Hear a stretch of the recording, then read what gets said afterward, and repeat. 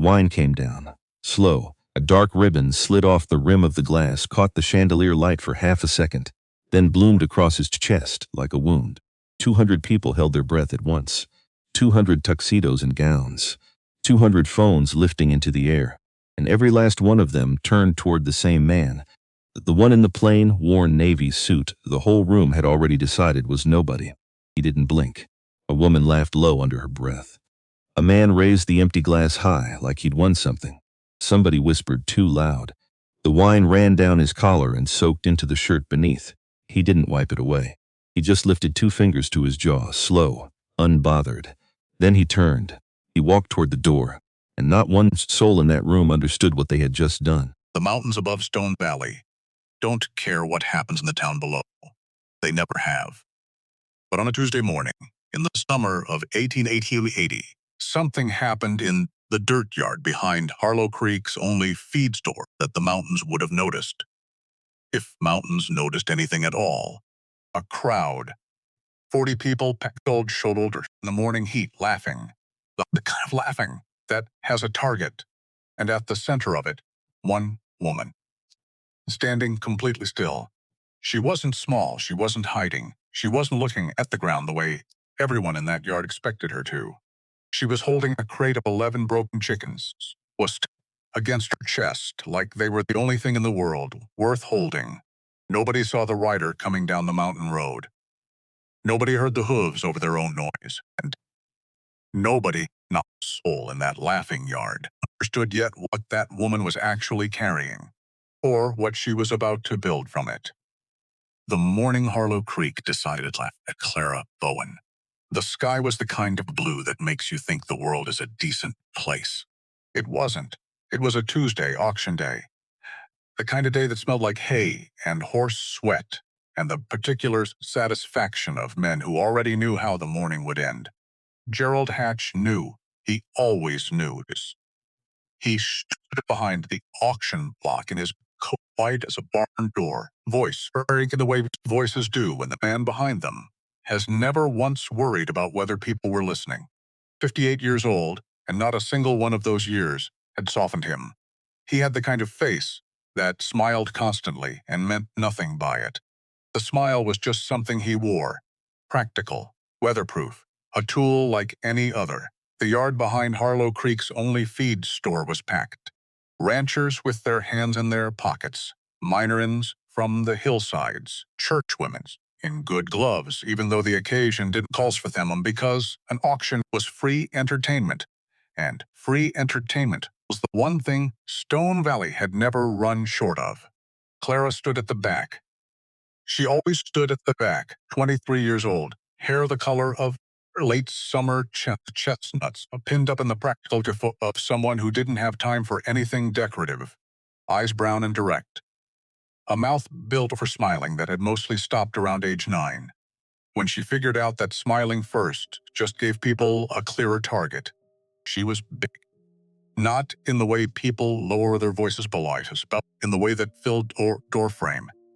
In the way that certain men decide everything about her before she opened her mouth, decided, and closed the door on whatever might have been behind it. Harlow Creek had been doing that for 23 years. She was used to it. She was not at peace with it. Those are different things. And she knew the difference exactly. She had 40 cents in her apron pocket. She'd planned to spend it on flour. Just flour. Maybe a little salt if the woman working the Merkel counter was Fletcher Jones' wife, and not Fletcher Jones himself, who had a habit of weighing things but slowly when Clara Kai was the one buying. As if time spent on her were time he could afford to waste. She had a plan. The plan held until Hatch lifted the last crate. 11 chickens, crowded together like an afterthought, which they were. The culls, the cast-offs, the ones that had arrived wrong and stayed that way. One with a beak that curved sideways, the poor thing having to tilt its whole head just to aim at anything. One blind in the left eye. 3. Lips that twisted inward. Legs that would never walk straight no matter how many mornings they were given. Hatch held that crate up the way you hold up a bad punchline. All right, folks, he let the words roll slow and warm. The way he was about to enjoy himself at someone else's expense. Last lot of the day. Now, I'll be honest with you, and I am always honest. Someone laughed. Because Gerald Hatch, being always honest, was the oldest joke in Stone Valley, and it never quite got old. These birds here are what we in the trade call culls. He gave the crate a small shake. The chickens shifted and complained. Can't peck straight, can't see straight, can't walk straight. That one there, he pointed at the sideways beak. I genuinely don't know what happened, but the Lord was clearly working on something else that day. Laughter, good laughter. The kind a crowd produces when they've already agreed on the joke and someone is simply confirming it. I'd say put 'em out of their misery, but I'm not sure they'd notice. Hatch set the crate down. So, who wants 11 chickens too sorry to die, right? Silence. The comfortable kind. The kind that meant nobody. And then Clara Bowen raised her hand. She didn't know why. That was the truth she'd tell herself later, much later, when the question finally had room to find her. She did not know why. She saw a bird shoved in the corner, while the fat, healthy hens had sold for $1 a head, and something her chest simply refused. Went flat and certain and immovable, the way it did sometimes. The way it had done since she was small enough to not yet understand what was happening to her. She recognized them, not the chickens, the condition of the chickens. Her hand went up. 40 cents. For a funeral with feathers. The yard went quiet for exactly 1 second. The gathering kind of quiet, the kind that collects itself before it breaks. Then Gerald Hatch spread his arms wide and laughed like a man who'd been given a gift. Not a small laugh. Not a polite one. A performance, the kind that flung open a door and invited everyone inside. That made laughing gonna feel like the warm, sensible, full thing, the thing that meant you understood the world and weren't confused about where you stood in it. Well, he wiped his eye with the back of one thick hand. Well, 90 cents. For 11 chickens the good Lord himself gave up on. He turned to the crowd, arms still wide. Ladies and gentlemen of Harlow Creek, we have a buyer. And Harlow Creek laughed. Mrs. Alderton laughed from behind her good gloves. The Pruitt brothers laughed the open way of young haven't yet been laughed at enough to understand what it weighs. Even the children laughed. Because children learn funny by watching what adults treat as funny, and they were watching. Clara did not lower her hand. She did not lower her eyes, either. She had stopped looking down when she was 15, 2 weeks after her mother died, when she understood that looking down didn't stop the laughter, just made her neck hurt and gave them the top of her head to talk about instead. So she looked straight ahead. She waited. Sold, said Hatch, still grinning. To the young lady who has apparently decided that charity begins with poultry. She was making her way toward the crate, through the crowd that didn't shift for her, the way crowds don't shift for certain people, as if that too were simply the natural order. When Hatch leaned over the block. Tell you what, Miss Bowen, friendly now, the dangerous friendly. There's still the matter of your outstanding $4 with Renner's storage. You want me to put that then 40 toward the tickets, or should we talk about what you actually owe this town first? The yard went quieter, not laughing quiet, listening line quiet, the kind with teeth. Clara stopped walking. Don't answer. Don't answer, don't. I'm aware of what I owe, she said, even in flat. Same as I'm aware it's not your business. Well, in a town this size, it's $4, Gerald. She looked right at him, not a scandal. $4. The crowd made a sound, not quite a laugh. Something between amusement and the particular tension it builds when someone who isn't supposed to holds their ground. Hatch's smile stayed, but something behind it moved, recalculated. And that was when the horse came down the mountain road. Nobody heard it at first because the crowd was still sorting out how to feel about a fat woman with 40 cents telling Gerald Hatch to mind his own business. But the horse kept coming, steady. A big buckskin with dried mountain mud layered on its legs, the kind that came from descending fast over wet rock. The man on its back sat on the saddle, horse the way and riding. But like The horse was simply the thing his legs happened to be on, while his mind was elsewhere. He stopped at the edge of the yard, didn't dismount, just looked. The laughter thinned. This was the particular quality Rhett Calloway had. He didn't have to do any to change the air in a place. He simply physically showed up and was enough to make 40 people, which suddenly find things to look at in the direction of the ground. 35 years old, dark-haired, beard going silver, early in the way of men who've carried something heavy long enough that it starts showing up in places they can't hide. A faded tan shirt, dark vest, a brown hat gone pale at the crown from years of the same sun. A revolver on his hip that sat there like a hammer or a hatchet. Something you used when the work required it. Not something you wore to be noticed. He had come down to Harlow Creek maybe 4 times in 3 years. He'd come to die by nails. He was looking at Clara Bowen. What's the joke? Not loud. But the yard had gone quiet. The quiet carried fine. Hatch recovered the way he always did, smooth, fast. A man who'd practiced at recovery as much as the performance. No joke, Rhett. Just an auction. Miss Bowen here bought herself a crate of culls. The crowd got a laugh out of it is all. The crowd. Rhett's eyes have moved across the yard, stopped on the Pruitt brothers, moved to Mrs. Alderton's gloves, moved to the children who had stopped laughing.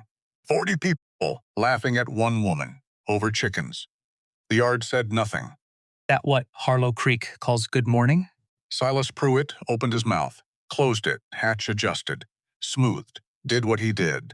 Now, Rhett, don't take it wrong. It's just, I didn't say you could use my name.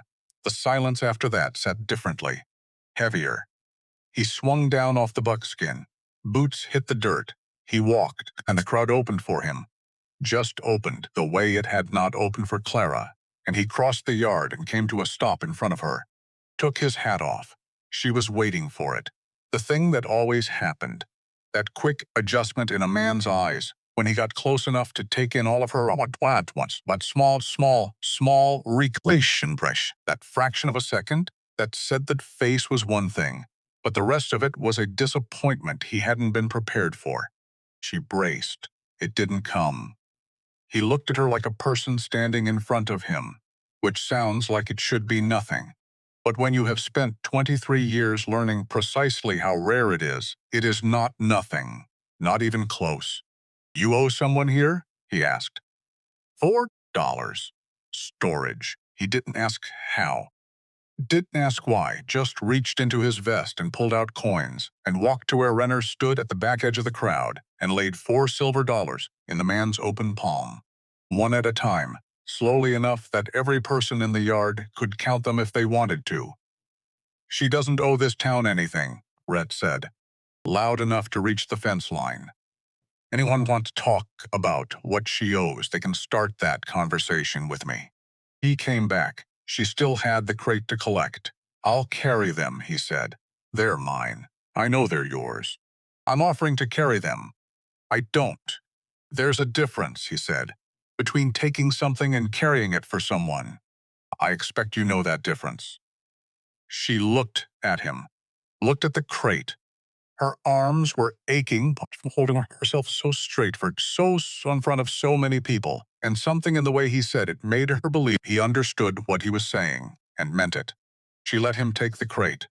I run cattle up on the ridge, she said, not to her, to Hatch, or to the yard, or to no one in particular. 12 hands, hungry as winter wolves, been burning their own food since May. I've got a kitchen sitting empty, a garden that's forgotten what it's for, and a smokehouse nobody knows how to use. He settled the crate against his side. I'm offering work, real wages, a roof that doesn't leak, and those birds get a proper coop while they put themselves back together. Through summer, through the cattle drive. After that, you're free as you want to be. You'll have wages and a reference from Calloway Ridge, which carries weight in this valley. A pause. That's the offer. Hatch found his footing. He always found his footing. Calloway. You want to think careful here. Bringing a woman like that up to a ranch of men. Folks, full talks are talking right now. Rhett looked at the crowd. Loudest I've heard in years. hard to see a single word worth the breath. He looked back at Clara. I don't care what they say up on the mountain. There's nobody up there to say it. What I care about is whether you can cook. I cook, Clara said. Well, I cook well. I've never had much to work with. But I cook well. Something moved across his face. Not a smile exactly, the shape of where a smile would go if he allowed it. Then we have something to talk about, he said. She looked at the crate of 11 birds she'd bought with her last 40 cents. At the yard full of people still watching, still waiting to see what the fat girl who bought the broken chickens was going to do next. Then she looked at Gerald Hatch, at the specific way he was watching all of this. Not angry, not even surprised. Just calculating. The look of a man watching pieces move on a board he thought he already controlled, noting which ones had changed position, adjusting. That look. She filed it away, deep. In the place where she put the things that mattered. The one with the sideways beak, she said. He can't compete at a shared trough. He'll need to be fed separately. I'll put whatever trough you need wherever you tell me. And I want my own room. There's one off the back kitchen. Dry. Clean it. I don't want charity. It's part of the work arrangement. You earn the room. He said it the way you'd state the terms of a fair deal. No ornamentation on it. Nothing more, nothing less. She was quiet for a moment. All right, she reached for the crate. He held onto it. I've got it. It's my crate, I know. Then, I'm carrying it to the wagon. He turned toward the road. You can carry it again when we're somewhere worth carrying it. She stood there. Fine, she thought. Fine, fine. You want to carry 11 broken chickens. You carry 11 broken chickens. It is not a thing I will spend energy on. She followed him. The road to Callaway Ridge was 4 hours of switchbacks through the particular cold that lived at elevation. Even in June, the cold that reminded you, the mountain didn't consult the calendar before deciding what kind of day it was going to be. 4 hours. She hadn't thought about the 4 hour. She'd thought about the work and chickens and the roof and the wages, and not about 4 unbroken hours. The sitting beside a wagon bench, she didn't row, narrowed enough that their arms were almost touching. Almost. The crate sat in her lap, because she'd taken it back the moment they were out of sight of the auction yard. Thank you very much. The first hour, neither of them said anything. With most people, that kind of silence was a test, an invitation to fill the space with something, anything, to prove you were worth the air you were using up, to prove you understood that your existence alone wasn't a sufficient contribution. With Rhett Callaway, the silence just sat there like a piece of furniture, present, functional, not asking anything of her. He drove, she held the chickens. Mountain rose around them, pine stands giving way to open rock faces. The road narrowing where the switchbacks got serious picket foot to the posts of an animal that had done this particular post times, had stopped finding it remarkable. She looked at the one with the sideways beak. Solomon, she'd started calling him in her head. Not a name she'd decided on, just the one that arrived. He was watching her through the crate slats with his one clear eye, and there was something in the steadiness of that look she recognized. Wariness, not panic, not defeat. Just the watchful stillness of a creature that had learned to see the bad that come before it fully and had built a whole way of moving through the world around that early warning. Smart bird. The sideways one, Rhett said. She looked up. He's watching you. He watches everything. He can't peck straight, so he observes more than the others. Makes up for what he can't do with attention. She adjusted her grip on the crate. It's a reasonable adaptation. Rhett was quiet. He said. That was all. She waited for more. There wasn't any more. She revised her assessment of the man, not someone who filled silence with words that didn't add anything. That was rarer than it should have been. The blind one, she said after a while. Mabel. She's not fully blind. 40% vision in the right eye, maybe. Enough to function if she's not being crowded. She just needs room to learn a new space before the others pile in around her. You've had them 2 hours. I've been looking. Another pause. Most people wouldn't have gotten that far, he said. She almost said something sharp. Almost. People weren't looking. He nodded. Slowly. Like that was a complete answer and a satisfying one. Maybe it was. The second hour, she told him what the birds would need. Salmon separate feeding. The free for the twitch split like 3 if the ground was level enough. The time Mabel would need to map the new coop before she'd move through it with any confidence. She talked about it the way you discuss logistics. Practical. No sentiment in the language of it. She didn't like what it felt like to look at 11 animals nobody had wanted and feel something specific and stubborn rise in her chest. She didn't need to explain that. He listened, asked one question about the coop, dimensions, materials, and he answered when she acted with more precision than he'd probably expected. He incorporated it and moved on without comment. The third hour, he told her about the men. Straightforwardly, like it was information she was owed, and he was delivering it. They won't be kind first off. Last cook quit in May. They told her the ranch was unlucky. He kept his eyes on the road. They'll say things about you. I won't always be near enough to stop it. I don't need you to stop it. I'll stop it when I can. But I want you knowing the landscape before you walk into it. I've heard every version of what they'll say, she said. Every variation. Tired ranch hands in the middle of a cattle season aren't going to find any new material. He thought about that. I can give you the room and the wages and the coop, he said. He looked at her brief, just a glance, but she felt it land with some weight. I can't give you a town that's already made up its mind about you. That part doesn't change just because you're on my mountain. I know that, just so you're riding in clear. She looked down at Solomon, still watching her from behind the slats. Mr. Calloway, she said, I have never once in my life ridden into anything else. The mountain sat quiet around them. Just the wang and the horse, and the wind off the peaks. And Red Calloway said nothing at fall, which was a particular way of life, saying exactly the right thing. The ranch came into view over the last ridge as the sun dropped behind the western peaks. Long and low. Stone chimney on the main house. A bungalow sat back at an angle, built close enough for function, but with the careful distance of men who spent long seasons in each other's company and valued whatever privacy they could carve out. Barns that looked built to last rather than to impress. And a kitchen building with cold chimneys, not one wisp of smoke from either stack, even in the cooling mountain air. A garden she could see from the ridgeline, overgrown enough to have developed opinions about the situation. And the men, coming out of the bunkhouse, rounding the corner of the nearest barn. 12 of them, materializing in the fading light the way men do when they've heard a wagon and want to see what it's brought. Standing in the yard with a particular stillness of people trying very hard to look like they aren't staring. They were staring. She heard them before the wagon stopped. Not words, exactly. Sound. The specific kind she'd been hearing her entire life.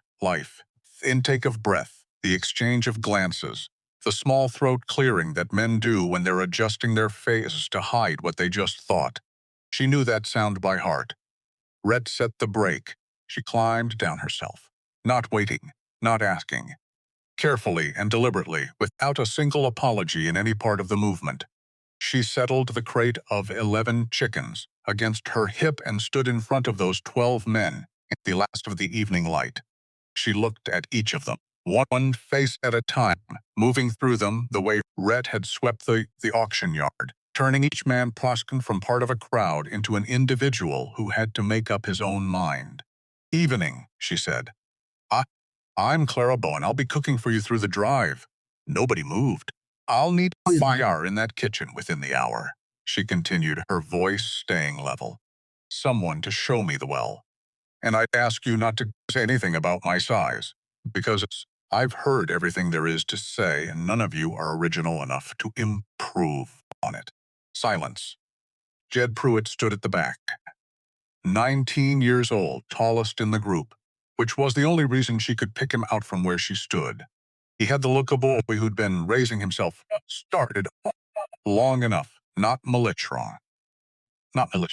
just unfinished, with the defensiveness of someone who'd learned that getting the first shot in meant controlling the terms. He said something, not under his breath, but not quite at full volume either. Something she was meant to hear without it being quite direct enough to require an answer. Prut, Portret's voice, no volume added to it, no heat. Just instated the way a period ends a sentence. The boy went still. Before you eat tonight, Jed looked at the ground, his jaw worked. Yes, sir, he said. Then, directed at a point slightly, to the left of Clara's shoulder. Sorry, ma'am. She lifted one hand without turning. Accepted Mr. Pruitt. Now, who's showing me the well? Half a beat of nothing. Then a man with a limp came forward. Older than the rest, 63 or so, with a face that had absorbed enough hard seasons to stop registering them individually and had just built them into their architecture. He took his hat off. Amos Tully, ma'am. He held the hat at his side. I'll show you. He didn't elaborate. Just turned and walked, and she followed with the 11 chickens. And that was how she entered Callaway Ridge. Through the back, past the well, carrying something broken and worth keeping. The kitchen was worse than she'd feared, and exactly what she'd been hoping for.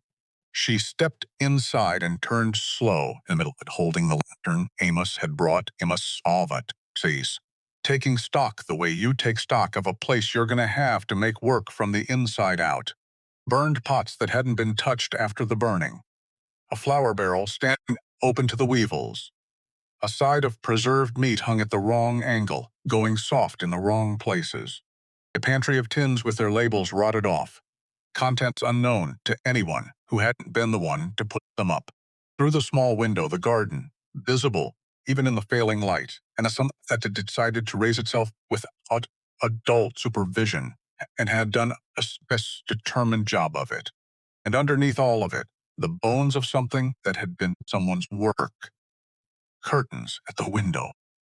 Faded now, but they'd been chosen once by someone who thought about the quality of morning light and what it deserved.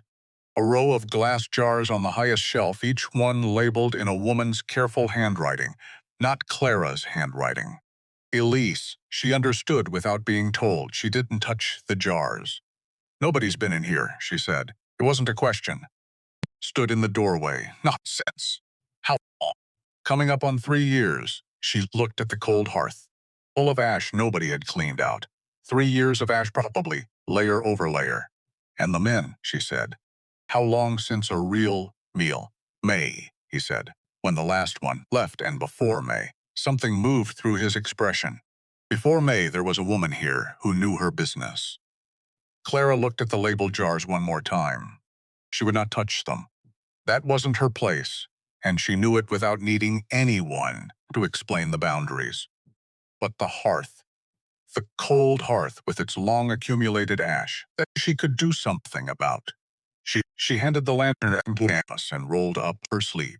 Find whatever's usable in the pantry, she said. Get someone to bring wood. I'll start working with what there is. What if there's not enough? There's always something. She crouched at the hearth, clearing ash with her bare hands. There was a tool for it nearby, and going for one wasn't an option. People throw away more than they realize. They stop seeing what's in front of them because they've already decided worth the trouble of looking. She glanced back at him. That's the waste. That's always the waste. Amos looked at her for a moment. Then he went to took what could be found. By the time the fire caught, the first fire in that hearth in 3 years, 4 of the 12 men had drifted to the kitchen doorway, not saying anything, not invited. Just drawn by something that works on hungry people, the way gravity works on everything else, that doesn't ask permission and doesn't wait for conditions to be favorable. The smell of something cooking. Clara didn't look up. She worked. From the pantry, cornmeal in a sealed clay crock the weevils hadn't breached. 2 pieces of salt pork still sound. Onions that had gone soft without going bad. She sent Amos to the smokehouse. Not asking, pointing and saying, "What's in there?" in a tone that expected an answer. And he came back with the information that 2 cured hams hung there untouched because the last hadn't known how to break one down, and nobody else had thought to figure it out. She knew how. She'd learned at 14, traded the knowledge for 3 weeks of laundry, work from a woman who needed the help and had something worth learning in return. Clara had thought it was a fair exchange then, and thought so still. She carved the first ham clean off the bone. She found greens in the kitchen garden that had gone wild but not useless. Amos walked the rows with her in the near dark and named what she was looking at because he had knowledge she didn't, and that was something to respect regardless of where it came from or who was giving it. Then she cooked. Corn cakes on the flat iron, edges crisping gold, ham fried thick and rendered fat, greens boiled with a piece of the bone and a long spoon of dark molasses she found at the very back of the pantry behind the unlabeled tins. The way that the thing you most need is always hiding in the last place you'd think to look when you've given up expecting to find it. The smell moved through the kitchen, out the window, across the yard, into the bunkhouse. One by one, the men came. Not because they decided to trust her, because 2 months of burning your own beans teaches a man's body to stop consulting his pride before it responds to something better.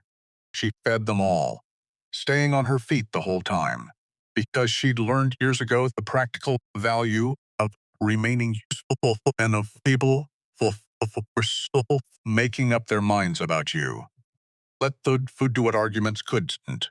Stay moving. Stay necessary. Jed Pruitt took the first bite, standing in the doorway like he hadn't fully committed to being inside, scowling, prepared to find something wrong with it. He stopped chewing. His face did what faces do when a body received something it needed badly enough that the mind loses the argument momentarily. That small involuntary opening, that pause before the defenses come back up. Where'd you learn to cook like this? He didn't say it to be cruel. He sounded genuinely thrown. Poverty, Clara said, with Postosky once to best cooking school there is. When you've never had enough, you figure out how to make not enough into something, or you go without. I've never gone without by choice. Jed stared at the corn cake in his hand, like it had told him something he hadn't been ready for. She set the second platter down. Eat slowly. There's enough, but it costs something, and I won't see it wasted. Rhett stood in the kitchen doorway the entire time. She saw him there. She let him stand. He hadn't been inside this kitchen in 3 years, and she understood without anyone having to explain it that the right was to give him the doorway for as long as he needed it. The kitchen would still be there when he was ready to come in.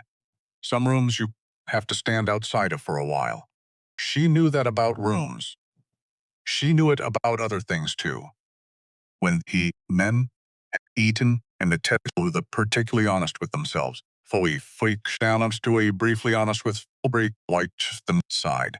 He stood in the kitchen of his dead wife, looked at the scrubbed pots, the fire burning in the cleaned hearth, the jars of Elisa's preserves on the high shelf untouched, exactly where she'd left them. You found the smokehouse, he said. I found everything. She kept her hands moving, stacking things, restoring order to the space. You've been starving in the middle of plenty, Mr.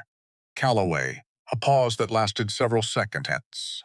I have, he said. Neither of them said what they both understood, that he wasn't only talking about food. He turned his hat in his hands the way he did when he was using words with care. The room off the back kitchen. I'll have Amos set it up for you. I told you I didn't need a woman who does what you just did, he said. Doesn't sleep on a floor. Not on this. He put his hat back on. It was going to be a sewing room. It never. He stopped. Started again. It's been empty long enough. It should be used. She kept her hands busy. Good night, Miss Bowen. He stopped at the door. Thank you, he said, low, meant, for lighting the fire. He was gone before she could figure out what to say back. She stood alone in the kitchen for a while. After, the fire she'd built was throwing unsteady light across the walls, across the Slice's jars a shelf, across the frost faded curtains that someone had chosen for what the morning light would do through them. Clara looked at the jars for a long moment. Then she went out. She collected the crate from the wire when she'd left it while she cooked, which she hadn't meant to do and which she'd been aware of the whole time. And she carried her 11 birds to the coop that Amos showed her with a lantern and a minimum of words. Rhett had kept his word about the coop. It was dry, fox-fenced with wire that hadn't rusted, level ground inside. Room enough for the birds to move without crowding each other. She put them in one at a time. Mabel first, so she could start learning the space before the others came in around her. Then the three with twisted legs sat down on the flatter side where the footing was easiest. Then the others, one by one, until only Solomon was left in the crate. He looked out at the new space, looked at her, the sideways beak, the one clear eye. She fed him from her palm in the dark, the way she'd said she would on the wagon ride up, separate, so no one could crowd him away from what was his. He ate, his head tilted at the angle it always tilted, because that was simply how he was built, and he had long since made peace with the geometry of it. When the grain was gone, she stayed crouched by the wire a while longer. "You'll heal here," she said very quietly. Not because she believed it yet. Because sometimes you say the true thing first and let the believing find you later. When you've done enough of the work that it becomes undeniable. You stake the claim before you've earned it. You say the words into the dark and you wait. If you're stubborn enough, if you hold on when the whole world is waiting to see you drop what you're carrying, eventually the believing catches up. Down in the valley, Gerald Hatch sat at his desk in the lamplight and wrote a letter to the owner of Millfield's General Goods, the only supply store within 30 miles Fulton Ridge. He had purchased his controlling stake in the place 2 months prior, quietly, the way he did everything that mattered. He had been waiting for the right moment to make use of it. The letter was warm and friendly and specific about what it required. He sealed it with care, set it with the Morning Post, and leaned back in his chair.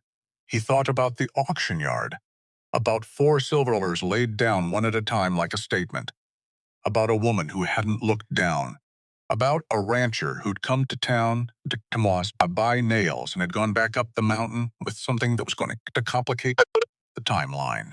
Hatch had been for friends for 8 months. Not derail it, complicate it.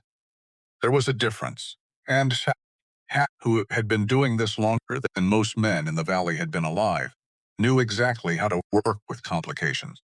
He blew out the lamp. He went to bed. He slept without any difficulty whatsoever. The supply wagon didn't come on Monday, which was fine. Mondays were sometimes Tuesday. It didn't come on Tuesday either, which was less fine. But roads got slow. Horses got stubborn. Any number of reasonable explanations existed for unreasonable things, and reasonable people availed themselves of those explanations right up until the point where availing yourself of them became its own kind of dishonesty. By Thursday, Clara had stopped. By Friday morning, Amos told her what a passing rider had brought down from the North Fork Road.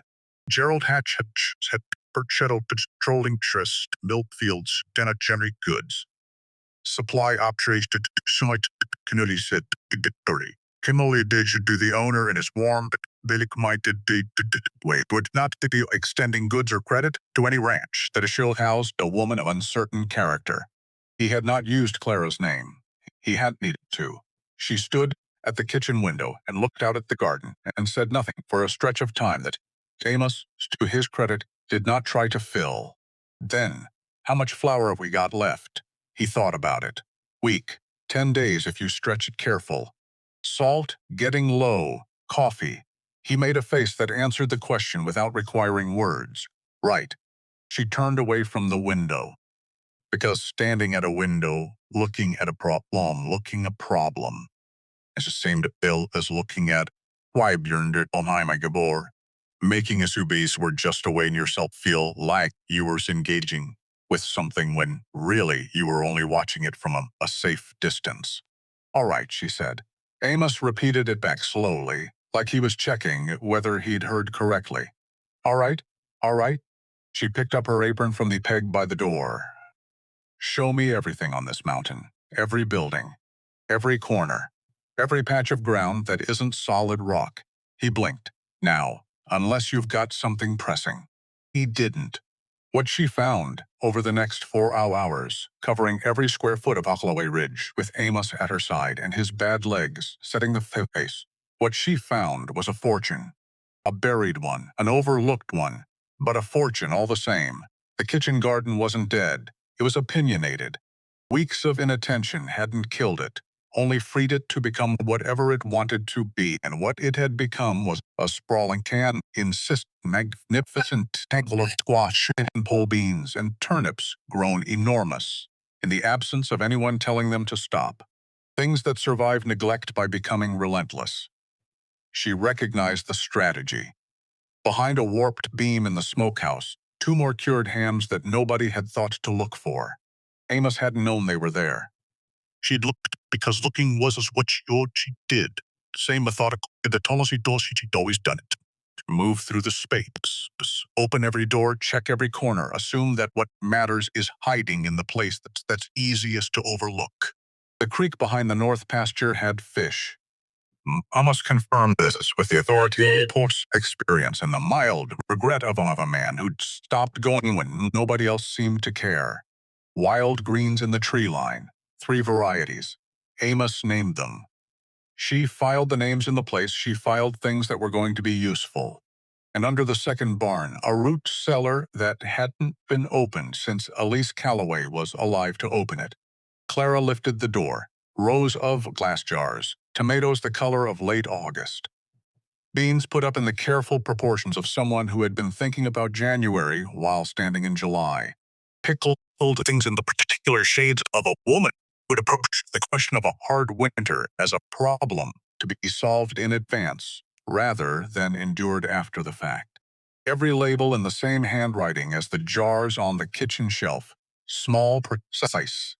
The script of someone who believed that the details were the thing that torn place.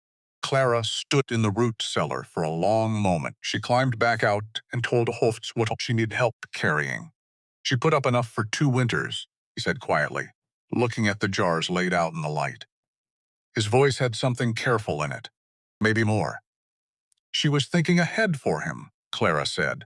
Even then, when things were good, she was thinking about what he'd need after. Amos didn't answer that. Neither did she, but they carried the jars out into the afternoon, and the light caught the glass. And they were the most beautiful things on the mountain. That night, she called the men together.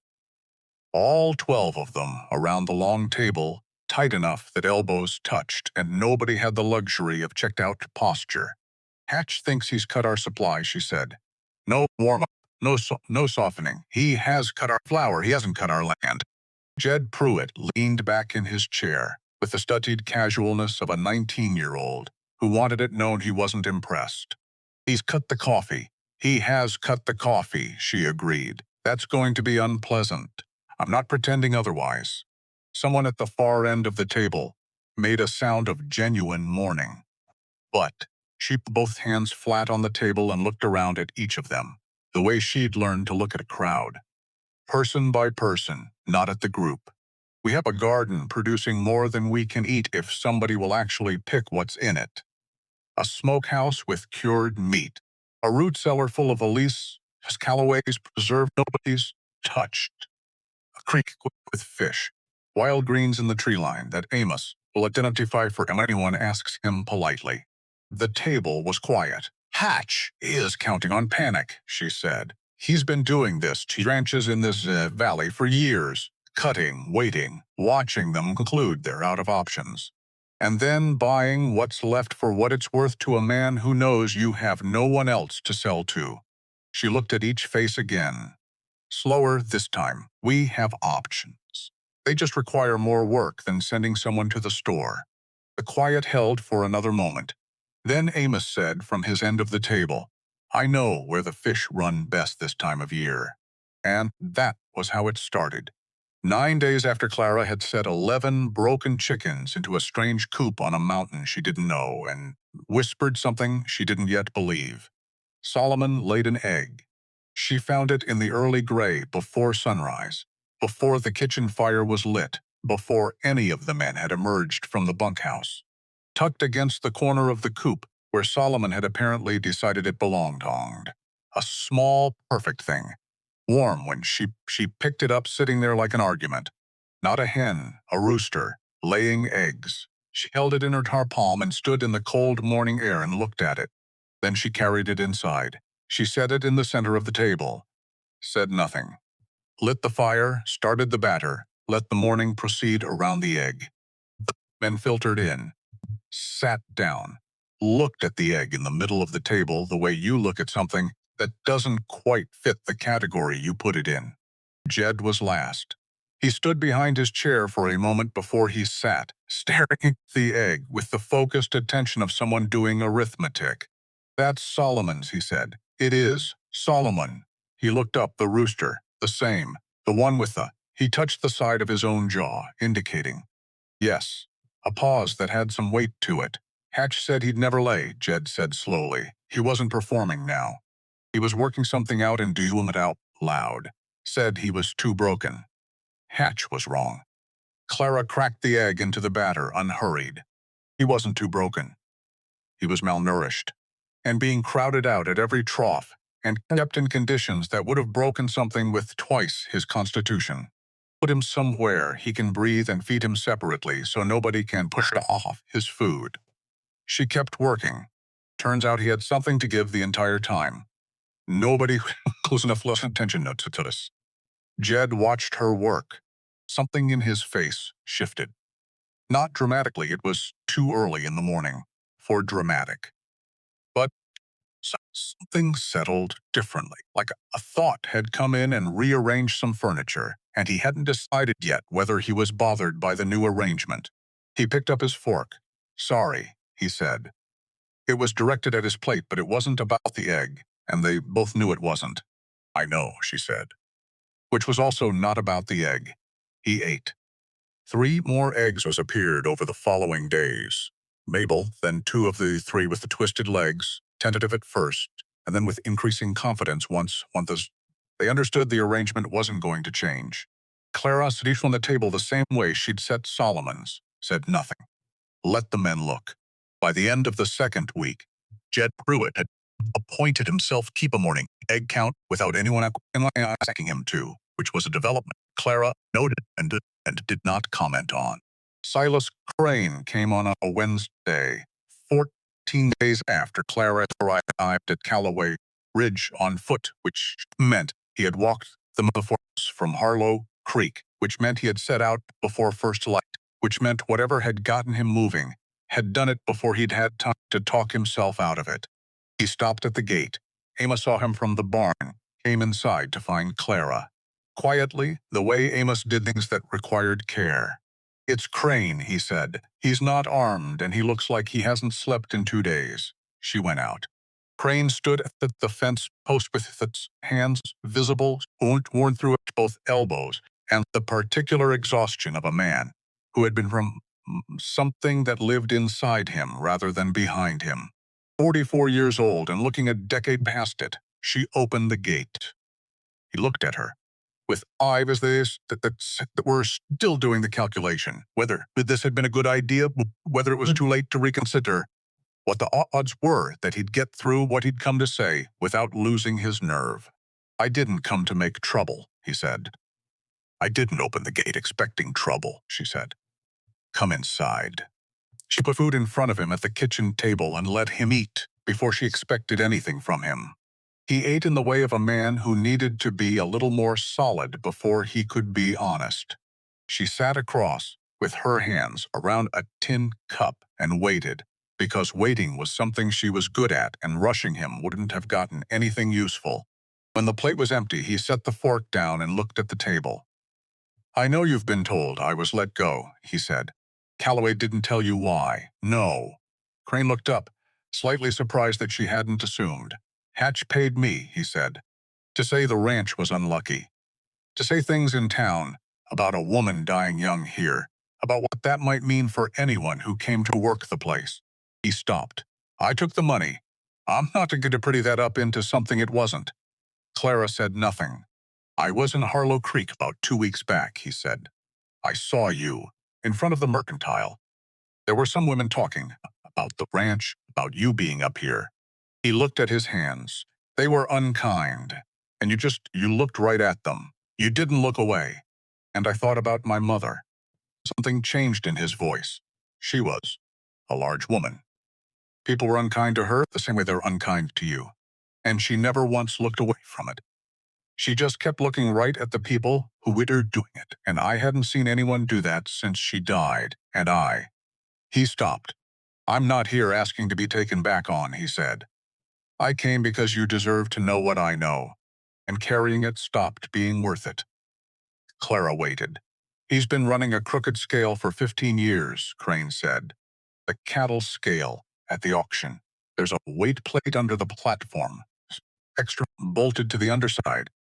When he's buying, the scale reads your stock lighter than it is. He pays by the pound. Every rancher in this valley, every cattle drive, every year they lose a third of what they should be getting. Some lose more. The kitchen was very still. And the bank, he said. He goes in at night, after the clerk's gone home. He sits at the ledger with a different pen and changes figures. He finally looked up. I've seen it through the window. More than once. I worked his auction yard for 4 years before Calloway hired me. I saw enough.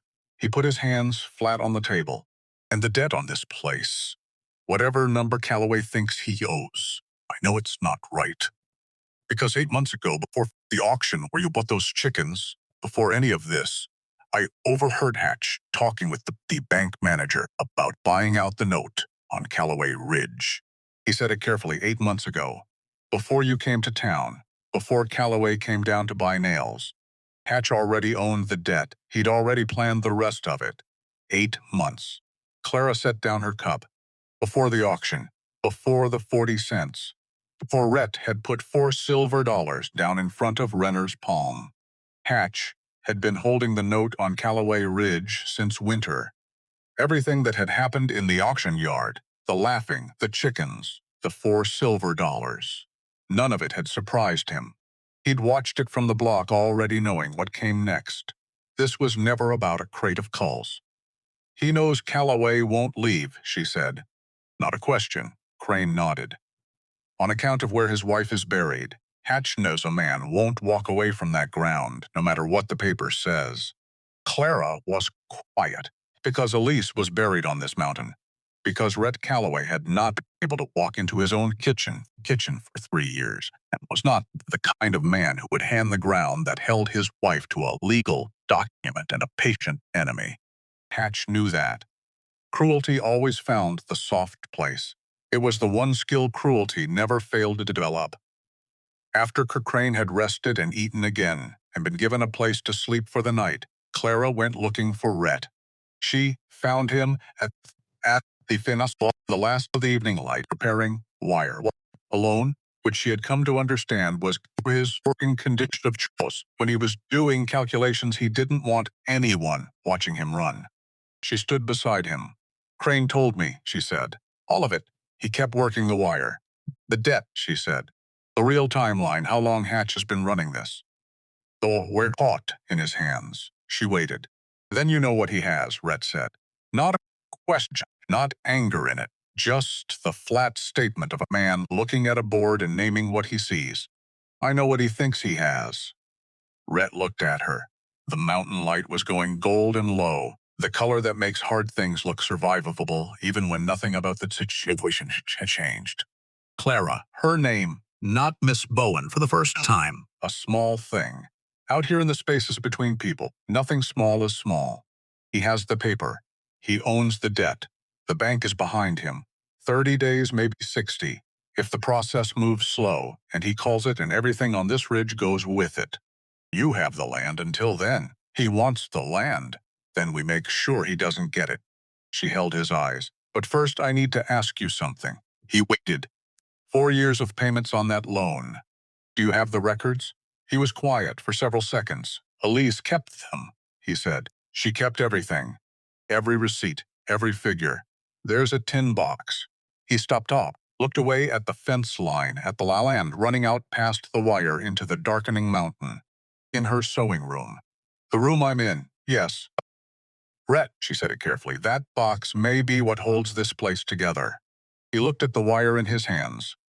He said, I haven't been able to. You don't have to open it. She left a small space around it. I will. He turned to look at her, and this was the moment, though neither of them said so, though neither of them reached for it directly, when the work distance between them shifted into something that didn't have a clean category. Not named, not acted on. Present the way a change in weather is present in the air before a single cloud shows itself. He held the look for a long moment. All right, he said. 2 words. But the weight behind them was something else entirely. She opened the tin box after the house went quiet. Candle stub on the kitchen table, the house still around her. The box in her hands. She opened it the way you open something that belongs to someone who isn't there anymore to give it to use themselves. Carefully, with an awareness that you are entrusted with something that wasn't left for you specifically, but that needs to be used regardless. Inside, 4 years of careful handwriting, receipts, dates and amounts, and the name of whichever bank clerk had processed each transaction, noted in Elise Calloway's small, precise script. The handwriting of a woman who believed that details mattered, because details were the things that held everything together when the larger structures started sliding. Clara added the figures, then added them again, then a third time, because the number couldn't be right except it was. Completely, exactly, undeniably right. Rhett Calloway owed $380. Not the 1800 Gerald Hatch had declared before the whole valley. Not 2000, not the number on the sealed and signed document Hatch carried in his coat, like a weapon he'd been saving. $380. Saves at this dish. She'd done it 3 she's on. She died in small percentages looked at on receipts without knowing it would matter this way, without knowing she wouldn't be there when it did. She had simply kept the records because she believed the records were worth keeping.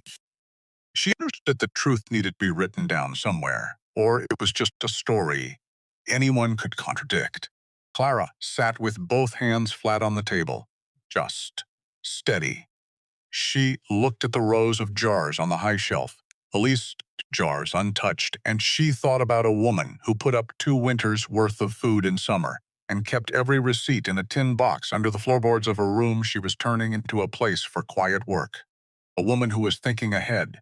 Even then, she picked up the pencil and started writing down what she needed next. The receipts. A witness who had seen Hatch alter the bank's figures. The bank's own daybook, the working ledger that Fletcher Doan, the bank's clerk, maintained before Hatch came in at night to make the ledger say something different.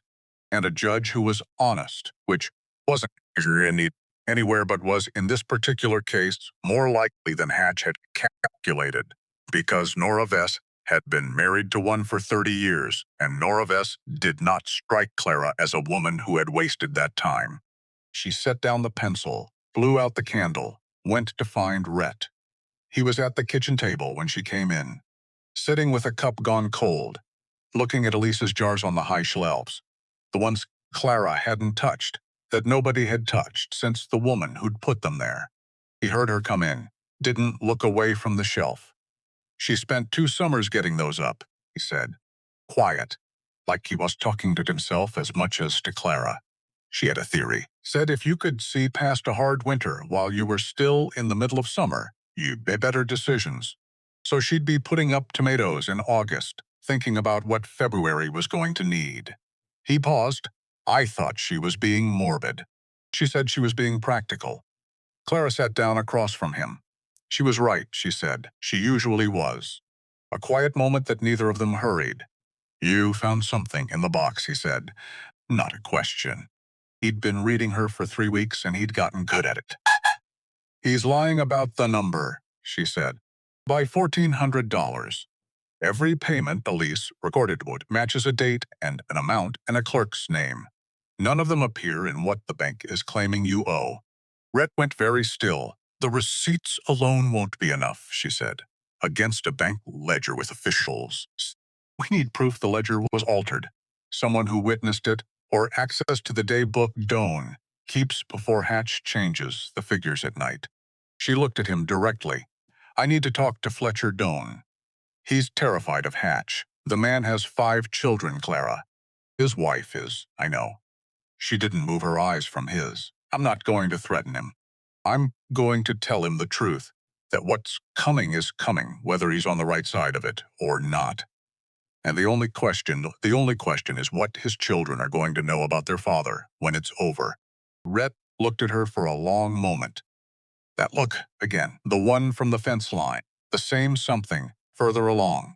You can't carry everything, he said, quietly. I'm not carrying everything. I'm doing the next thing. She stood. Go to bed.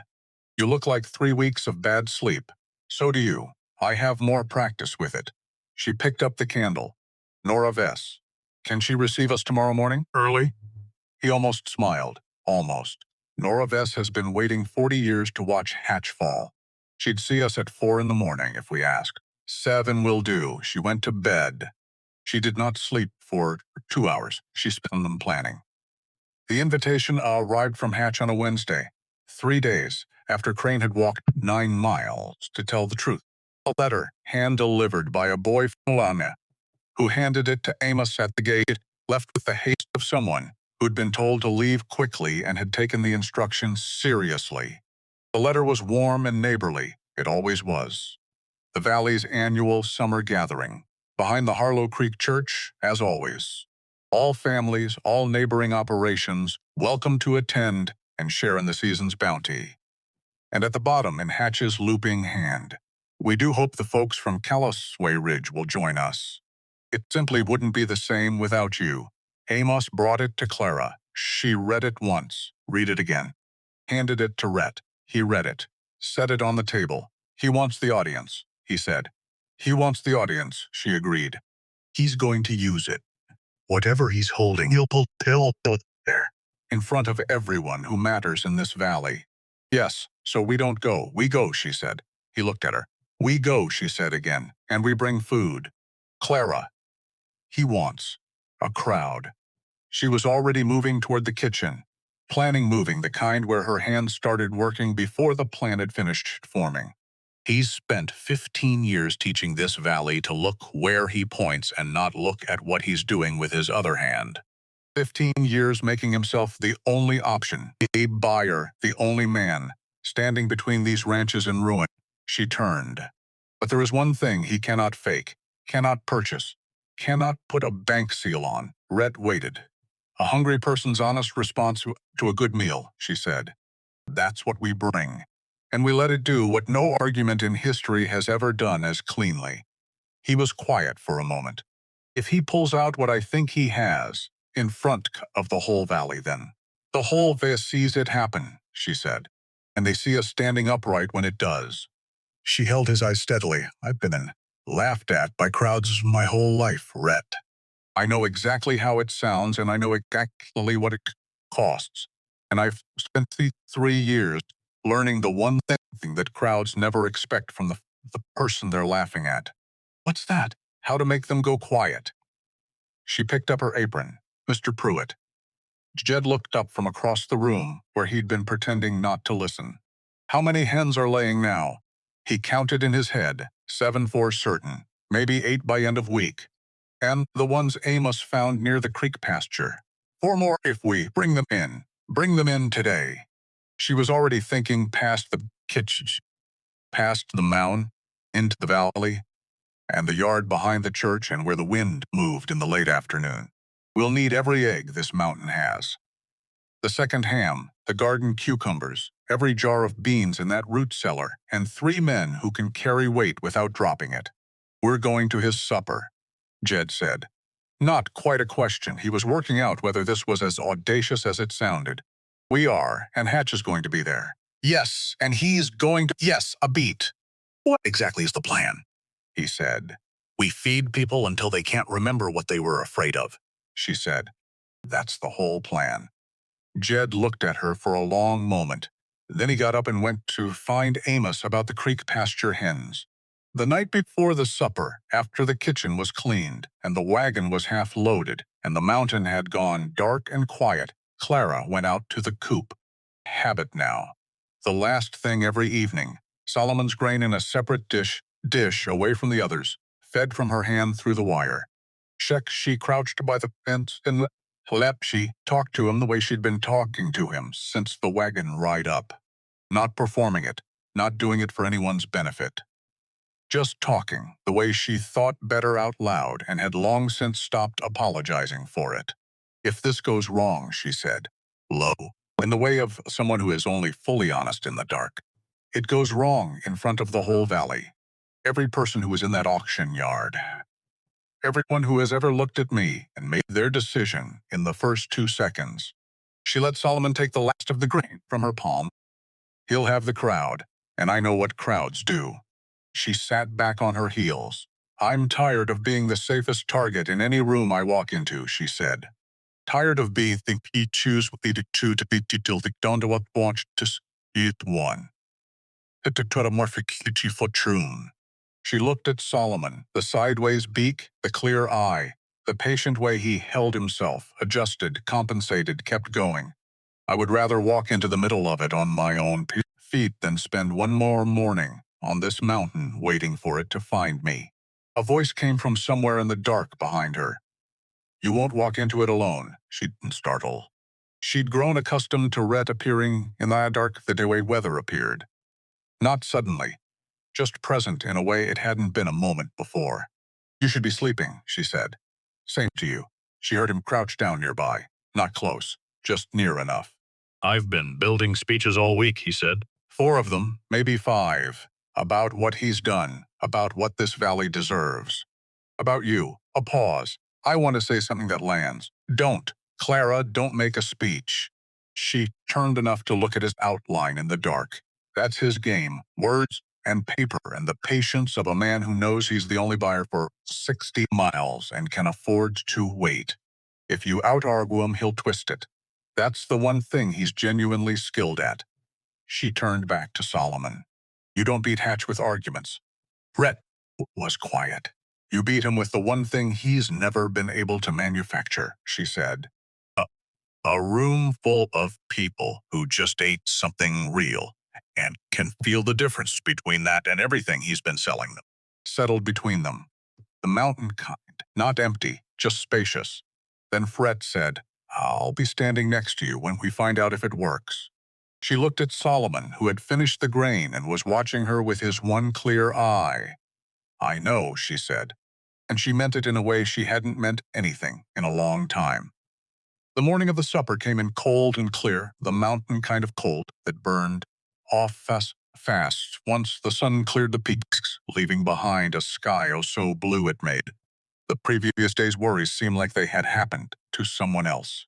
They loaded the wagon before sunrise. All of it, the carved and wrapped hams, Elise's jars from the root cellar, cornmeal and rendered fat, the pickled cucumbers Clara had put up 5 days prior from the garden's overgrown crop, wild plum preserves from the tree Heinz's second barn, fruit that had been going unpicked and she had picked, the eggs packed with care, the flat irons, the portable grate that Amos had spent 2 days building from salvaged wire and flat stone. 12 men loading a wagon in the dark, before sunrise. Nobody had been told to. Nobody had been asked.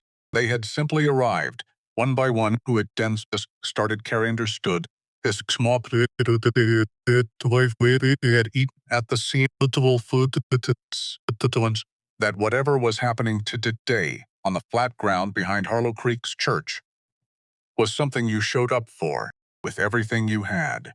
Jed loaded the last crate and stood at the wagon's back and looked at Clara. Ready? He said. She looked at him, 19 years old, hair going every direction, trying extremely hard not to look like he was trying. Get in the wagon, Mr. Pruitt, she said. He got in the wagon, and they went down the mountain. Harlow Creek on supper day looked like a painting someone had made of the town they wished it was. Bunting on the fence posts. Long tables sat end to end in the yard behind the church, covered with cloth, and already crowded with dishes people had brought from their own kitchens. Women in their good dresses, moving the table with the tables with the particular efficiency of people who have not actually how much work the appearance of effortlessness requires. Children running the way children run when there's no school, and adults is flat, and the evening hasn't come yet. The smell of wood smoke and something Rosenstein of a valley that had collectively decided, at least for this afternoon, to have a good time. Gerald Hatch stood at the center of it. Of course he did. Clean black coat despite the heat of the afternoon. Hands extended to every man who came through the gate. Voice warm and carrying the kind of voice that makes you feel included in something, even when the being included in was designed without you in mind.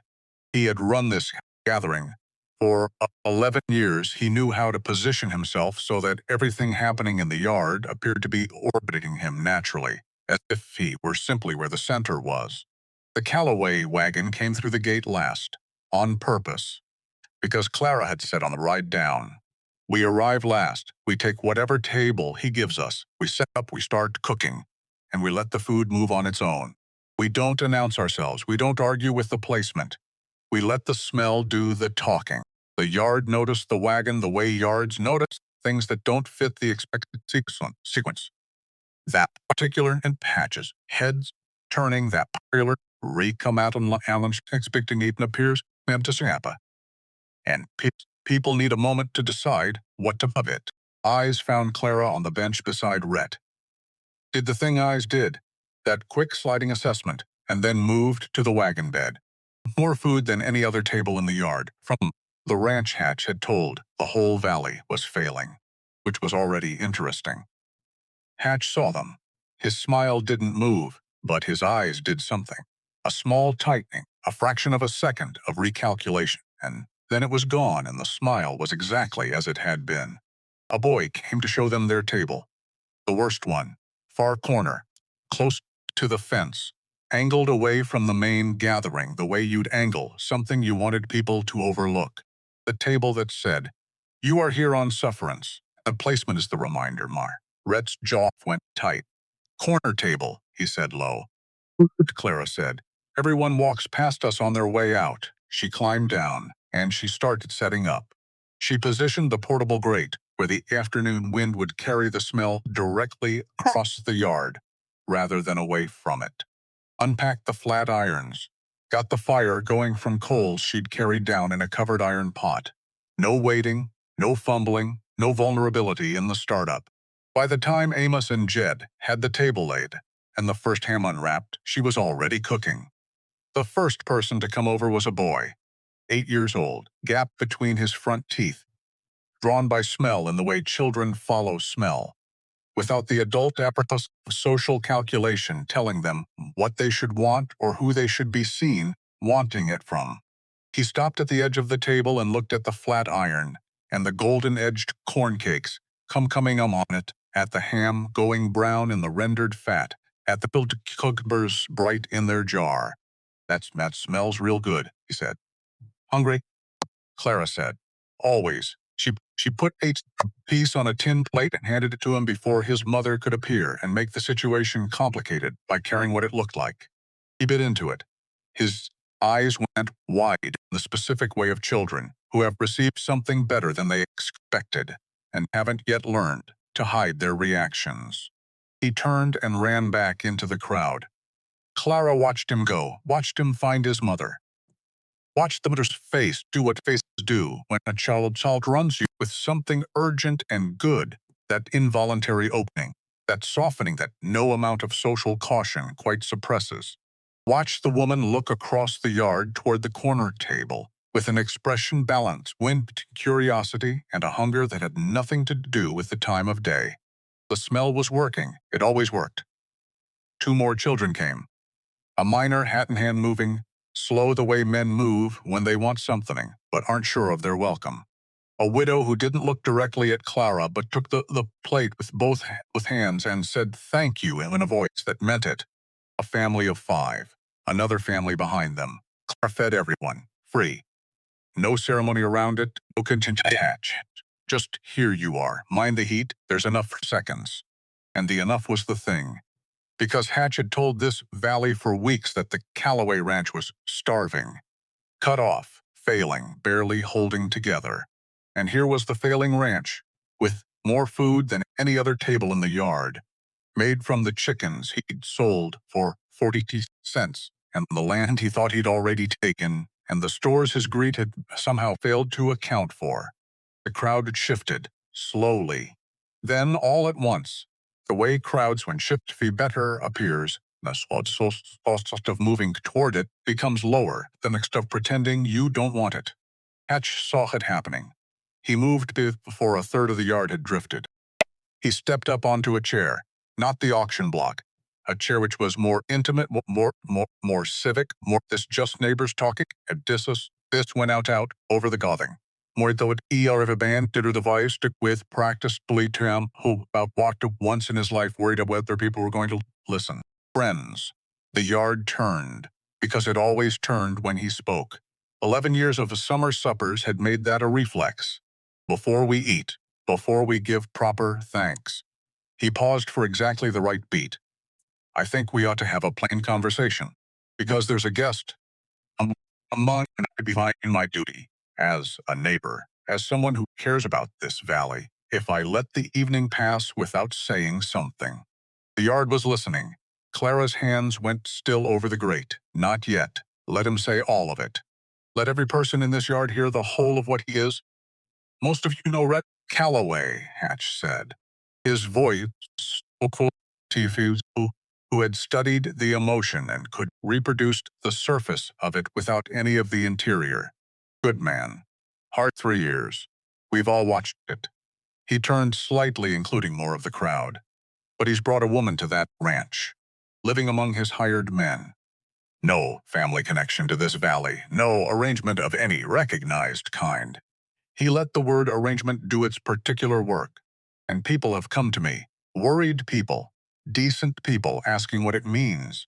He turned again slowly, so that nobody felt left out of his concern. I'm not speaking against the woman herself. I'm sure she means well. But a town has a right to know who's feeding its children, who's living among its neighbors. Whether the situation up on that mountain, her name's Clara Bowen, not loud. But the yard had gone quiet enough that quiet was sufficient.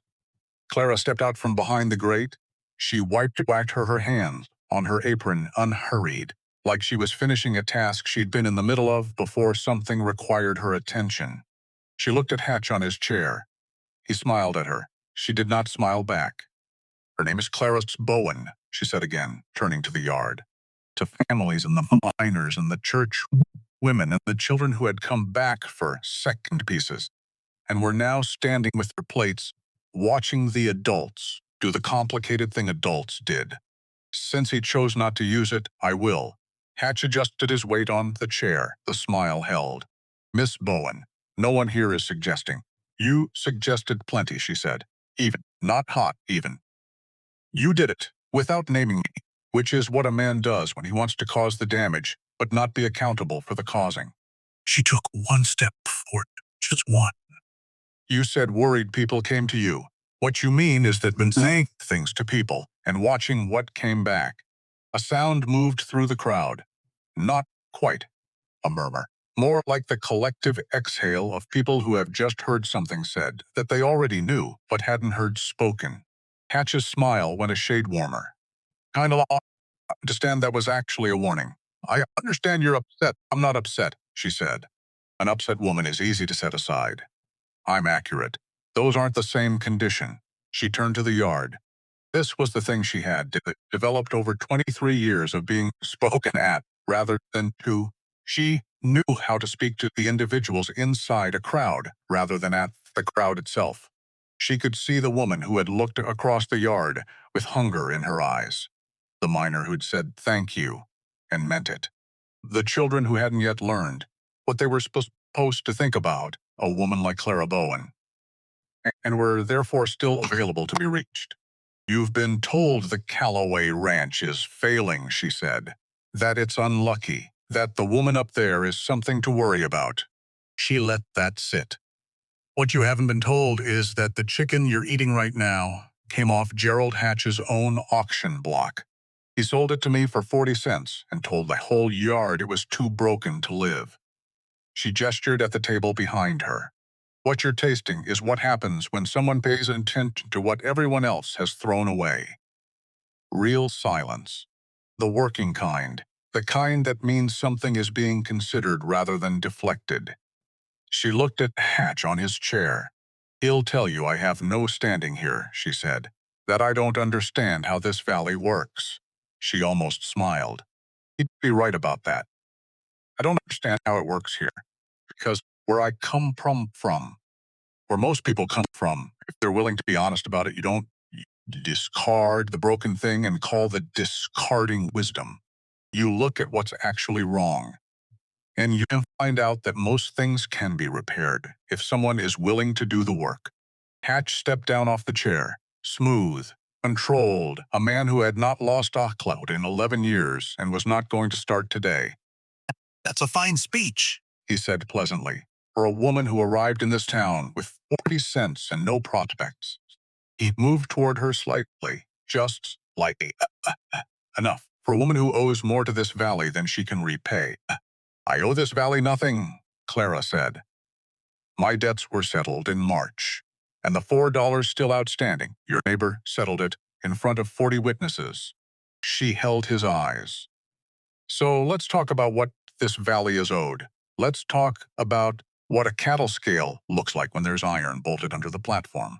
Let's talk about what a bank ledger looks like when the ink runs different colors on the same page, because one set of entries was made in daylight and the other at night. Let's talk about what 15 years of being the only buyer within 60 miles is worth when you're also the man controlling what everything weighs. The yard was absolutely still. I'm not speculating, she said. I have a witness who worked your auction yard for 4 years and watched you do it. I have records of every payment made on a debt you're never touched, and I have numbers that don't match what your textbook says. In handwriting, can be dated and identified. She paused. So, Hatch looked at her. The smile was gone, not gone angry, gone to something underneath the smile, the calculating thing that lived there, that had always lived there, that the smile's built to cover. And then from the front of the gathered crowd, from a chair she had occupied since before half of Stone Valley had drawn its first breath, Nora Vess stood up. She was small. She had been getting smaller for 30 years, the way certain women do in their later decades. The body quietly reducing its footprint even as everything inside it remained entirely full. She stood up slowly, the way women her age stood up when they had decided that this was the moment, and that physical comfort was an irrelevant consideration. But she stood like she owned the yard. She had always stood like she owned whatever room she was in. 80 years of being right about things tended to produce that quality. She looked at Hatch. Gerald, she said. Her voice was the voice of a woman who had not needed to raise it in decades because people had learned to listen when she used her regular one. Get down from whatever you're standing on. He wasn't standing on anything. He took a step back regardless. Nora turned to face the yard, and something in her expression shifted, moved past the sharp-edged civic authority into something older and more personal, something she had been carrying for a awful long time and had apparently decided tonight was when she set it down. My husband was a judge for 30 years, she said. He sat on this circuit, and he knew every variety of dishonest man that exists, and he kept records, because that was his nature and his training. She paused. Gerald Hatch has been in those records since 1869. I have read those entries multiple times. The yard made a sound. You know me, Nora said. You know I don't make claims I can't support, and you know I have never in my life softened a true thing because the person it was true about would prefer I hadn't said it. She looked at Hatch directly. That man has been taking from you for 15, and you have allowed it because he made himself necessary first and then made himself the only option. And by the time you understood the shape of the arrangement, you were too far in to see a way out. She turned, and her eyes found Clara. Something moved in them, something that had been waiting, that had the quality of a door opening after a long time closed. 20 years ago, she said, and her voice changed. Not smaller, but altered. The way a voice changes, carrying something personal in addition to something public. There was a winter in this valley that most of you who are old enough to remember have spent the subsequent years trying not to think about. 6 weeks of it. Roads closed, stores empty. People who had been comfortable their entire life woke up one morning and discovered they had nothing left. The yard was absolutely still. There was a woman, Nora said. Large woman, broad through the shoulders. She had spent most of her years in this town walking with her eyes down because the town had spent 10 years teaching her that was the appropriate posture for someone like her. She stopped, looked at Clara with eyes that were no longer dry. Her name was Dorothy Bowen, and she spent that entire winter, all 6 weeks of it, going from house to house in this valley, knocking on doors, bringing food she had made from whatever she could find or beg or trade for, stretching something nut into something, with her hands in her back, and the knowledge of what could be done when you had almost no materials to work with. She stopped. She fed my children, Nora said, when I had exhausted everything I had and didn't know what the next day was going to bring.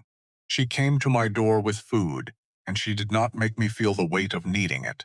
She fed families in this valley who had looked down on her when the weather was good. She fed them, and she never mentioned it afterward, and she never asked for a single thing in return. Clara had stopped breathing. Her mother, Dorothy Bowen, who had walked with her eyes down. Dorothy Bowen, who had died owing money and been buried without marker because nobody had stepped forward to pay for one.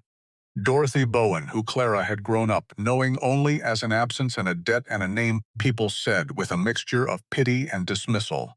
Nobody had ever told her. Not one person in 23 years had told her this. Dorothy Bowen died 3 years after that winter, Nora said. She died in debt to this town, and this town let her go into the ground without a stone and then forgot her. Because that is what happens here to the people who give everything they have and ask for nothing back. Her voice cracked. Once, the single controlled fracture of a woman who had long practiced with grief and was allowing it only this much. I did not forget her. I have never forgotten her.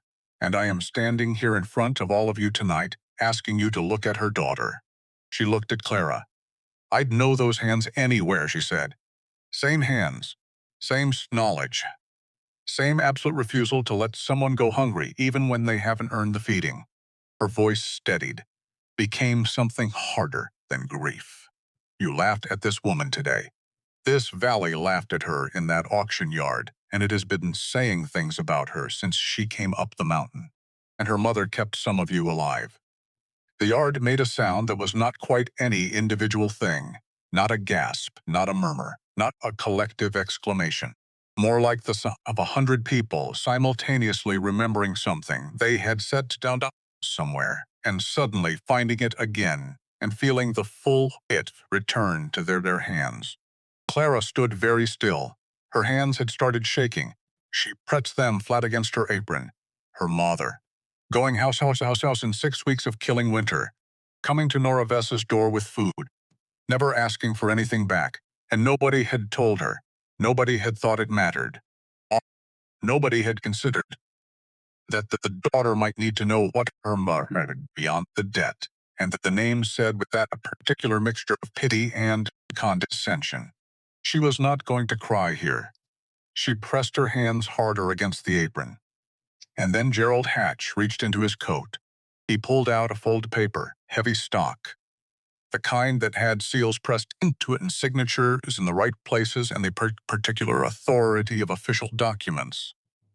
The authority that came not from being true, but from looking exactly like the kind of thing that was true. I've genuinely enjoyed this, he said. Quiet now. The performance set down. Just the man underneath it, which was in some ways more unpleasant than the performance. You're remarkable, Clara. Your mother apparently was too.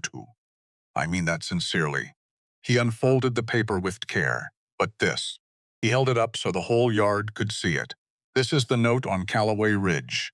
Every acre of it. Every building on it. His eyes moved to Rhett, standing at the edge of the crowd. The bank assigned me the full debt 2 weeks ago. I'm calling it due. 30 days to pay the complete sum or the property transfers. He looked back at Clara. The property that includes, as I'm sure you're aware, the hill on the north side where his wife is buried. He said it gently, which was the precise cruelty of it. Rhett said nothing.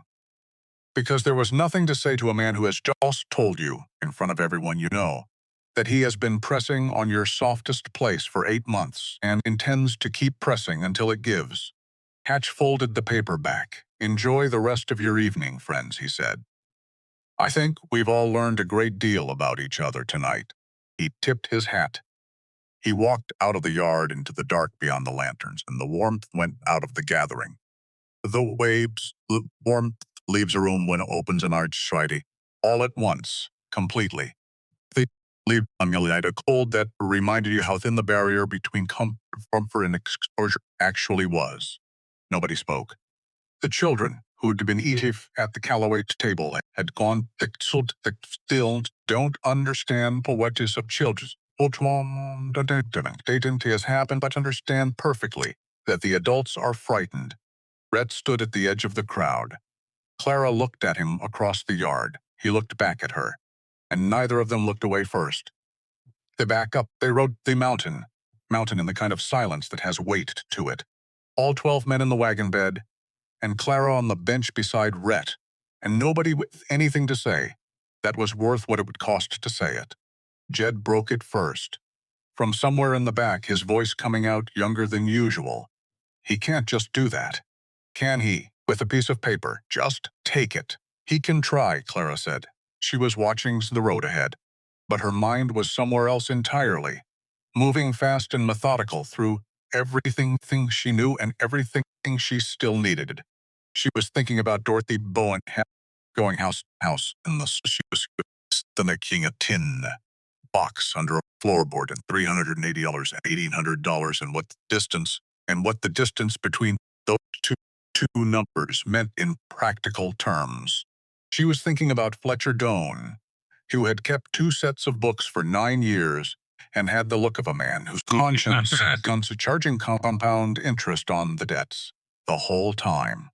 Rhett, she said. I know, he said. Tonight, he nodded once. They rode the rest of the mountain in silence. The house was quiet when they arrived. The men went to the bunkhouse. Amos unhitched the horse without being asked. Jed carried the empty crates to the barn with the focused efficiency of a going-in man who needed to do something useful with his hands.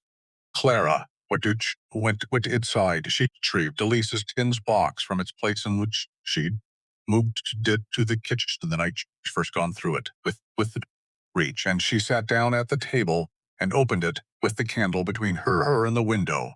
She went through every receipt again, not because she doubted her earlier count, but because what she was about to use this for required her to be absolutely certain, to have accounted for every variable, to know the recipe, down to the last fraction, subject to no doubt.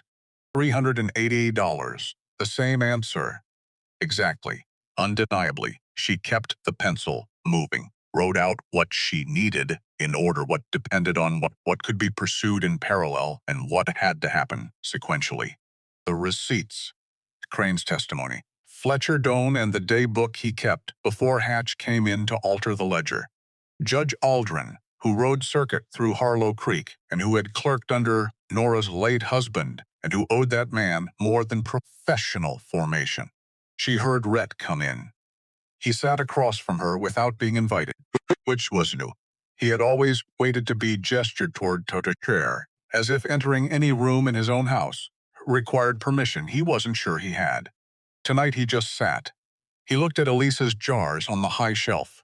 Nobody had touched. She spent 2 summers putting those up, he said. His voice had the quality of something being said aloud for the first time. something that had hung internally for long enough. The words were already formed, just waiting. She believed if you could see past the hard winter while you were still in the summer before it, you made better decisions. So in August, she'd be thinking about what February was going to need. A pause. I told her she was borrowing trouble. She said she was doing inventory. Clara looked at him across the table. She was right, she said. She usually was. Quiet a moment. What did you find in the box? Not a question, just the opening of a space for her to fill. He's lying about the figure by $1,400, she said. Elise recorded every payment, date, amount. The clerk who processed it. Every one of them matches a specific transaction that doesn't appear in what the bank is claiming you owe. Rhett was very still. But the receipts can't stand alone, she said. Against official ledger entries with a bank seal, we need evidence the ledgers was altered. Someone who witnessed it. Or the daybook Doan keeps before Hatch changes the figures at night. The daybook is the original record. Set beside these receipts and the altered ledger, it shows the lie in a way that doesn't need interpretation. Doan is terrified, Rhett said. Clara, the man has 5 children. His wife hasn't been well for 2 years. Hatch has leverage on him that, I know, she held his eyes. I'm not going to threaten him. I'm going to tell him what's true. That the flood is coming regardless of whether he stands in it. That the only thing the towners should decide is what his children grow up knowing about what their father did when it mattered. Rhett looked at her for a long moment, that look. The one she'd been careful with. The one she kept finding from Umtels every few days. Like a thing you keep walking past in a room and keep being surprised to still find there. You can't hold everything at once, he said quietly. I'm not holding everything. I'm holding what's next. She set the pencil down. Get some sleep. You look like the mountain been wearing you instead of the other way around. You look the same. I've had more practice. She picked up the candle. Tomorrow morning. Nora Vess. Early, will she see us? He almost smiled, the shape of where a smile would be. Nora Vess has been holding this specific grudge for 40 years. She'd see us at 3 in the morning and make coffee. 7 is fine. She went to her room. She did not sleep for 2 hours. She spent them planning, which was a form of faith she had developed early. Belief that if you thought it through carefully enough, the path hole would only when you step onto it. Nora Vess opened her door before they knocked. She looked at Clara, looked at Rhett, looked at the which was just past 7, which she clearly considered acceptable. Coffee's on, she said. Come in and tell me everything, and don't leave anything out, because I have been waiting for someone to hand me this particular thread for longer than either of you has been alive. They sat at her kitchen table, and Clara laid it out. The receipts. Crane's testimony, Holt, and the late-night ledger alterations. Fletcher, Doan, and the daybook. The 2 sets of numbers that would only need to be placed beside each other for any honest observer to see exactly what had been done. Nora listened without interruption, which was a form of respect she didn't extend to everyone. When Clara finished, the old woman sat back in her chair and was quiet for a moment. Aldrin, she said, just the name, the way you'd name a tool you'd been meaning to retrieve from the shed. Can you reach him? He clerked under Thomas for 7 years, she said. He came to the funeral and stood at the grave long after everyone else had gone inside for the food. He'll come if I ask. She looked at Clara directly. He's scheduled on this circuit in 18 days. I'll write to him tonight and ask him to come early. He'll adjust his schedule for me. He owes Thomas that, and he knows it. Hatch's deadline is 30 days from the supper. Then we have 12 days of margin. Nora's eyes were sharp and clear, but Aldrin can't open a bank's books on sentiment and circumstance. He needs cause. He needs a discrepancy he can point to, a specific instance where the official record conflicts with documented evidence. The daybook beside your receipts gives him that. The moment he has cause, the whole ledger opens, and 15 years of this man's arithmetic becomes available for examination. Which means Doaney. Clara says, which means going. Looked at her for a long moment, the particular way that very old women look at younger ones when they're making an assessment that goes past the surface. He's not a bad man. He's a man who made a frightened choice 9 years ago and has been paying the interest on it ever since. Frightened men are moved by one thing above everything else. What's that? The sense that they're not standing alone. Nora rose. Go see him. Take food. Not as persuasion, as a signal. It's the language your family speaks, and it communicates something that words don't, which is that you see a person as worth feeding regardless of what they've done.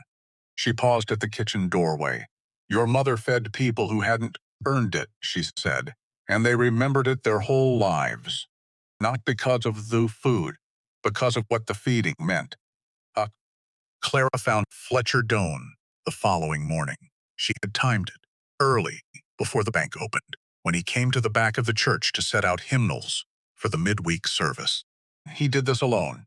She had learned that from asking Amos, who knew the rhythms of her creek, the way old men know the rhythms of places they've lived in for decades.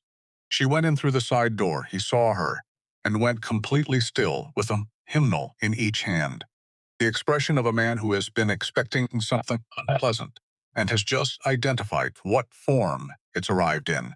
She sat down in a pew, put the basket on the bench beside her. I'm not here to threaten you, she said. He stood there. Sit down, Mr. Doane. I'd like to ask you about your children. He sat carefully, holding the hymnals like he needed something in his hands. She asked him about the children. Their names, all 5 of them. Their ages. Which one was the warrior, and which one made him laugh without trying. She asked the way she asked things, because she wanted to know and because attention to the particular details of a person's life was the most reliable way she knew to make them understand they were being seen as an individual rather than a problem to be managed. He answered, stiffly at first. Then, with less armor around it because children were a topic he couldn't talk about without some of the truth of himself coming through. Then she said, when the moment was right, I know what you've been keeping. I know what it costs you. It's the kind of weight that shows up in a person's face after our 9 years, and I can see it on you. His hands tightened on the hymnals. I'm not going to tell you what to do, she said. You're a grown man, with a family and a life in this town, and this is your decision to make. But I want to tell you one true thing before I go.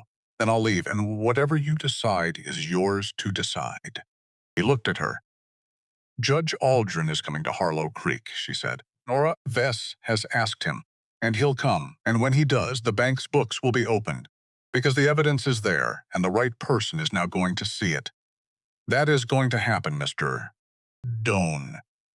The only question it leaves open is where you are when it does. She stood. You can be the man who waited and got swept into the accounting along with everything Hatch built, she said. You can be the man who walked out first while there was still ground to stand on. Your children are going to know which one their father was. That's all. She picked up the basket, set it on the pew beside him. There's enough for all 5 of them, she said. And for your wife. Nothing in it requires anything back. She walked out.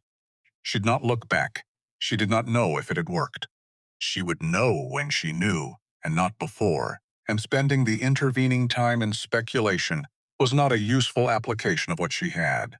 She went back up the mountain and she cooked and she tended the flock and she fed Solomon, by hand, in the evening dark, and she waited. She packed her bag on a Thursday night. It's down, they in the way, start to the end, and the Dom's forum telemsis, following a route so proper it required no conscious dress, the extra stockings, the small tin of things that were entirely hers, that would go wherever she went because they were the one form of continuity she had had across every place she'd ever left. 23 years of being left, by circumstances, by situations that simply ran their course and deposited her somewhere else, had developed in her a specific kind of mathematics. If she left before the ending arrived, she retained some agency over it. She was the one who chose the timing, even if she hadn't chosen the necessity. She had the bag in her hand. Her boots were on. Her other hand was on the door of the room that had been Elise Calloway's sewing room and had been for the past weeks something that was starting to feel stupidly, dangerously like hers. You're not leaving. Rhett was on the back step, not asleep. She should have anticipated that. She didn't sleep. She seeks in the way you come to know the habits of someone you share close quarters with, and she had miscalculated. She stood in the doorway. Clara. Voices, the careful quality of someone who is trying not to frighten what they're trying to reach. Come sit down. I shouldn't. Please. She sat on the step beside him in the dark, with the bag in her lap because she needed something to hold. The mountain was very quiet around them. The kind of quiet that happened after midnight when even the wind had settled. He didn't take the bag. He sat with her in the dark the way he'd sat by Solomon's coop that first night, the way he'd stood beside her at the fence line, the way he had, quietly, consistently, without making it a negotiation, placed himself in proximity to wherever was she'd needed someone nearby without being aware of needing it. I'm not asking you to stay because I need someone in the kitchen, he said. I want to be clear about that. She said nothing, and I'm not asking because of the ranch. You've done what you've done for the ranch, and I am great grateful. In a way, I don't have language that fits the size of it. But that's not this. He stopped. Gathered. I fell in love with you on the wagon ride up. When you named 11 broken chickens and talked about each one like it had a future it was moving toward. 3 years I'd been up here unable to think about the future as something with actual substance that a person could plan toward.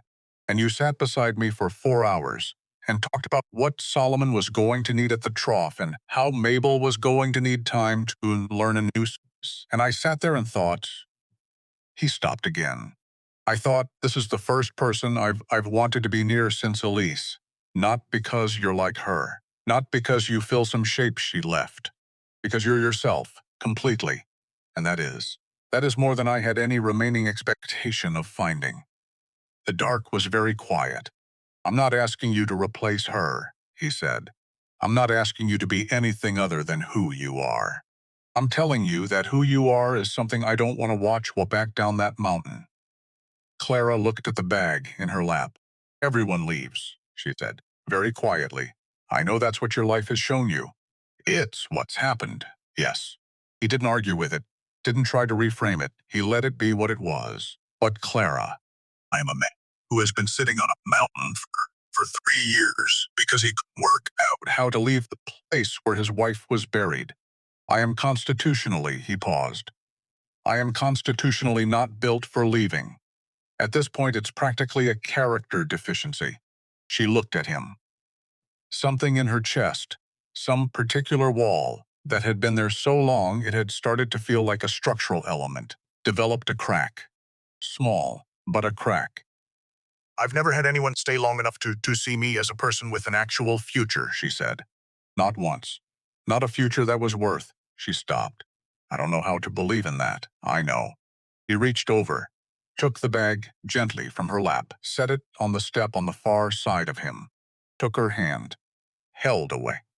He held things that had weight and value, with attention to the fact that what he was holding deserved to be held correctly. I'm not asking you to believe in everything at once. I'm asking you not to leave tonight, and then tomorrow we try the day, and then we'll see. She looked at their hands, his large and roughened from years of the work the mountain required. Hers flour-stained and capable.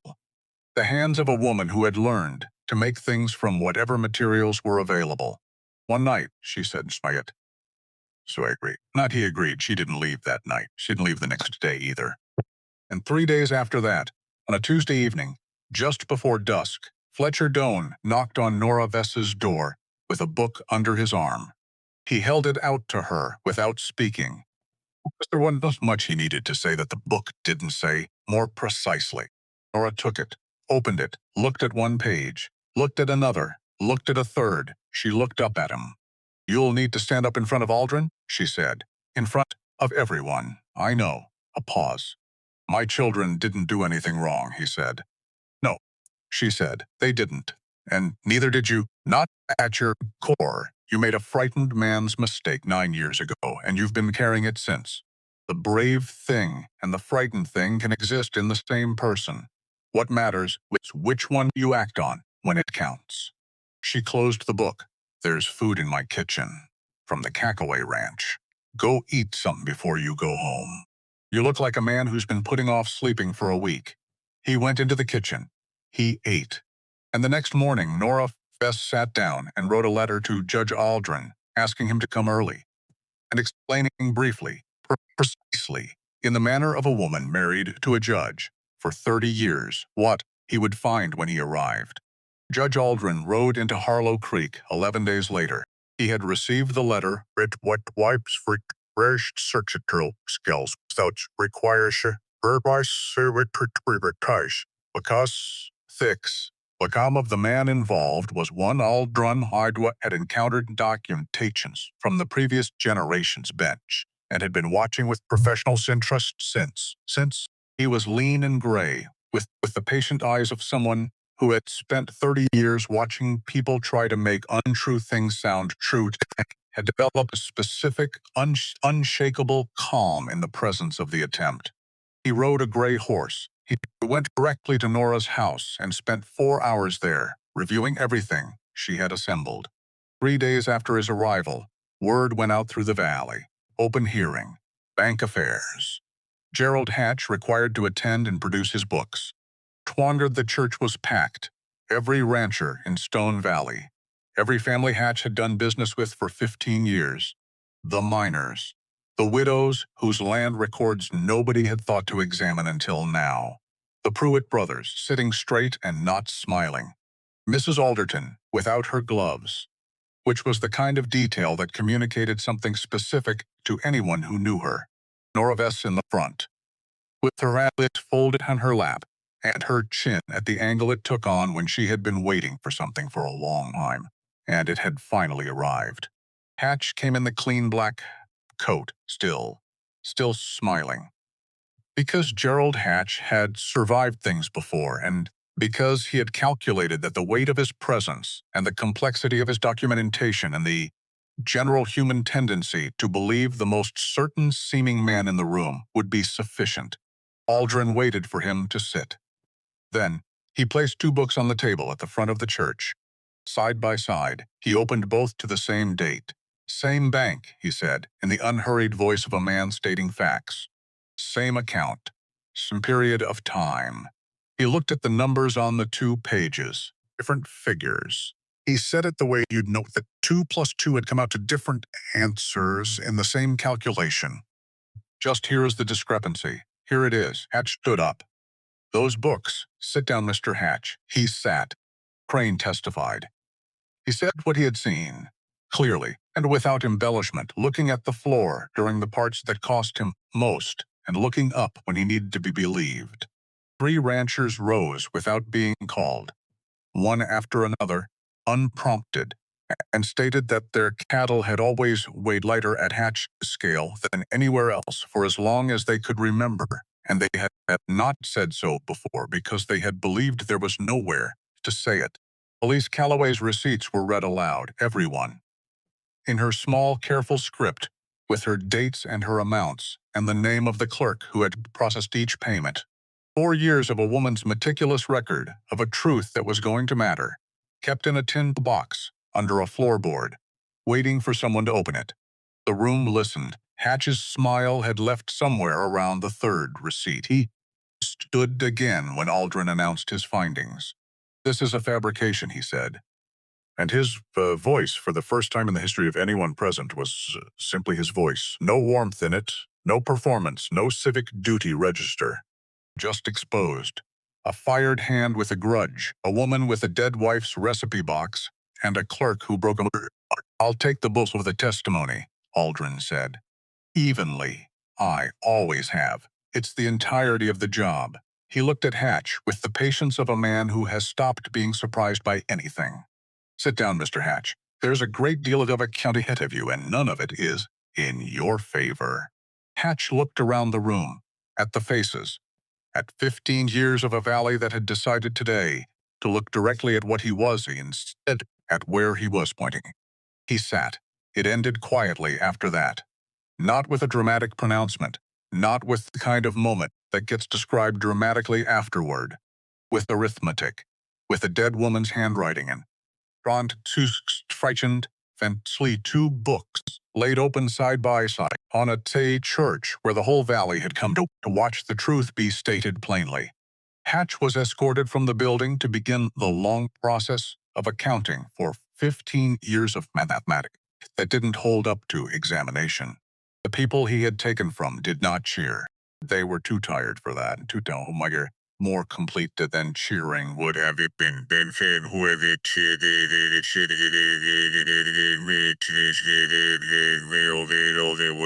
it's cheering all this and way this it all this shit and understand why it's just why it. Clara stood at the back of the church with Rhett beside her. She did not feel triumphant. She felt with a particular stillness. It's when something you have been working toward finally arrives. That hollow, clear, slightly disorienting space where the effort used to be. Rhett stood close enough that their arms were touching. She did not move away. Reek, they built the supper house in 11 days. The ranchers came with their sons and their tools, and the specific purposeful of people who have been wanting to build something for a long time and have finally been given a legitimate reason. They raised the frame of the Bowen and Callaway supper house on the flat ground near the mountain road, the location Clara had chosen because the wind moved down the mountain that way and would carry the smell toward, and because it was visible from both directions on the road, and because it was on ground that belonged to Callaway Ridge and therefore to the people who had held it. Nobody charged for the labor.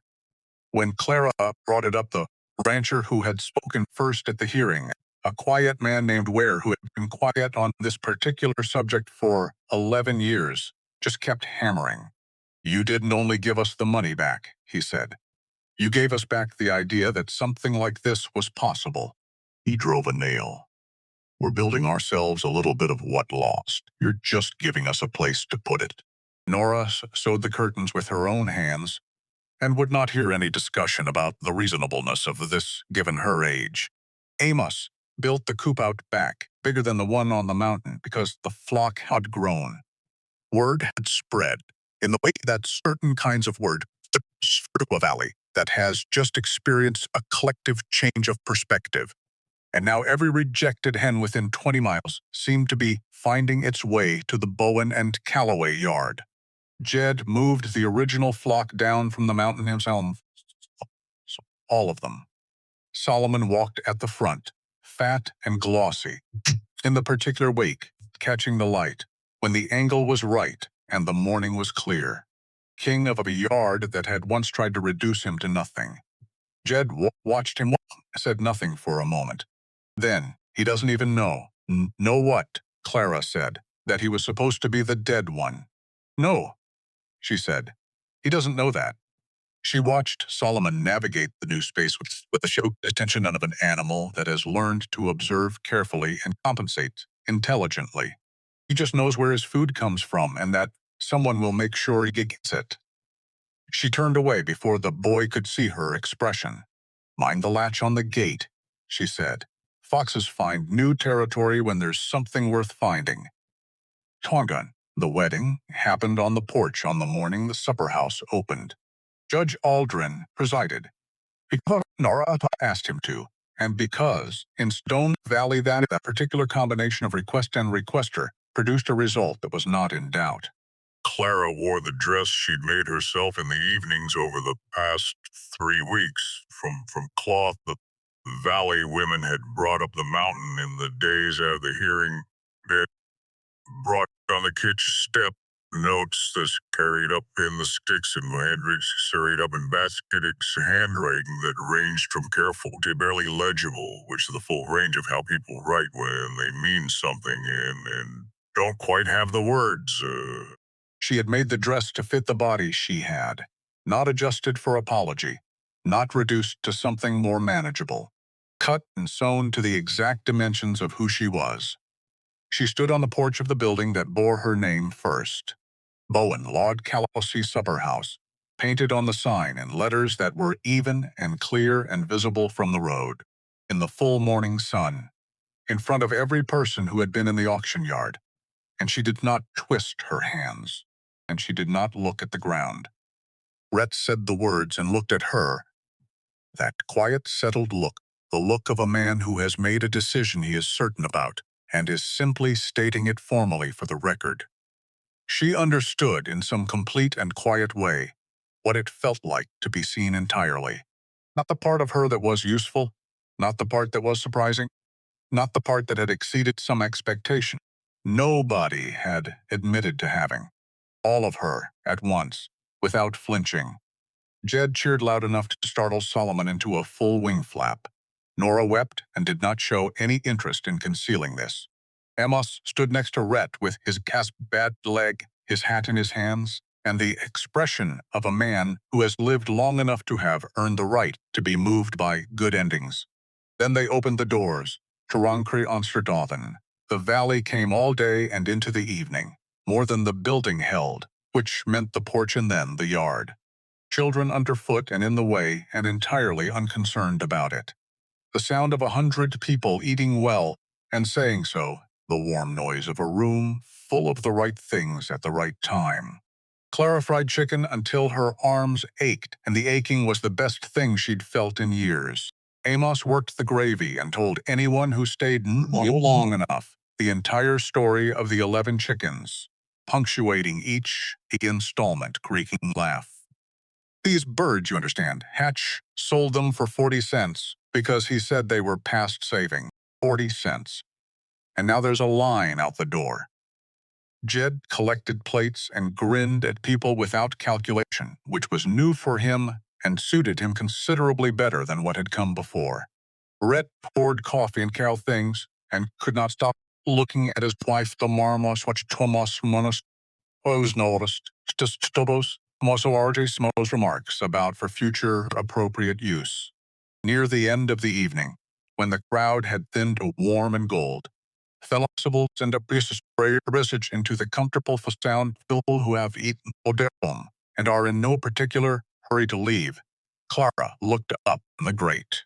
Gerald Hatch stood at the edge of the yard, outside the circle of the lantern light, not in the clean black coat, something older, something that didn't fit the way it used to.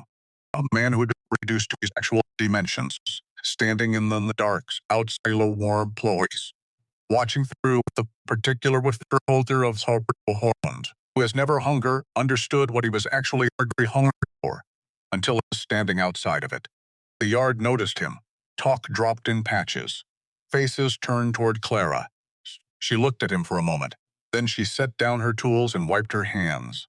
She made a plate, the good kind, not the gesture of someone going through emotion, but a plate assembled with care.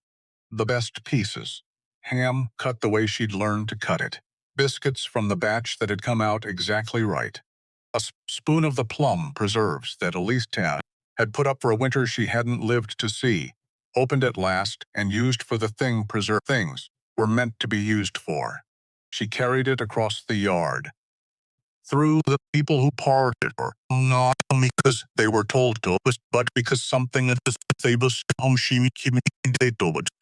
this was the most important thing happening in the yard, and that they adjusted accordingly. She held the plate out to him. Hatch looked at it. His hands, when they came up to take it, were not steady. Not because he was old, not because he was cold.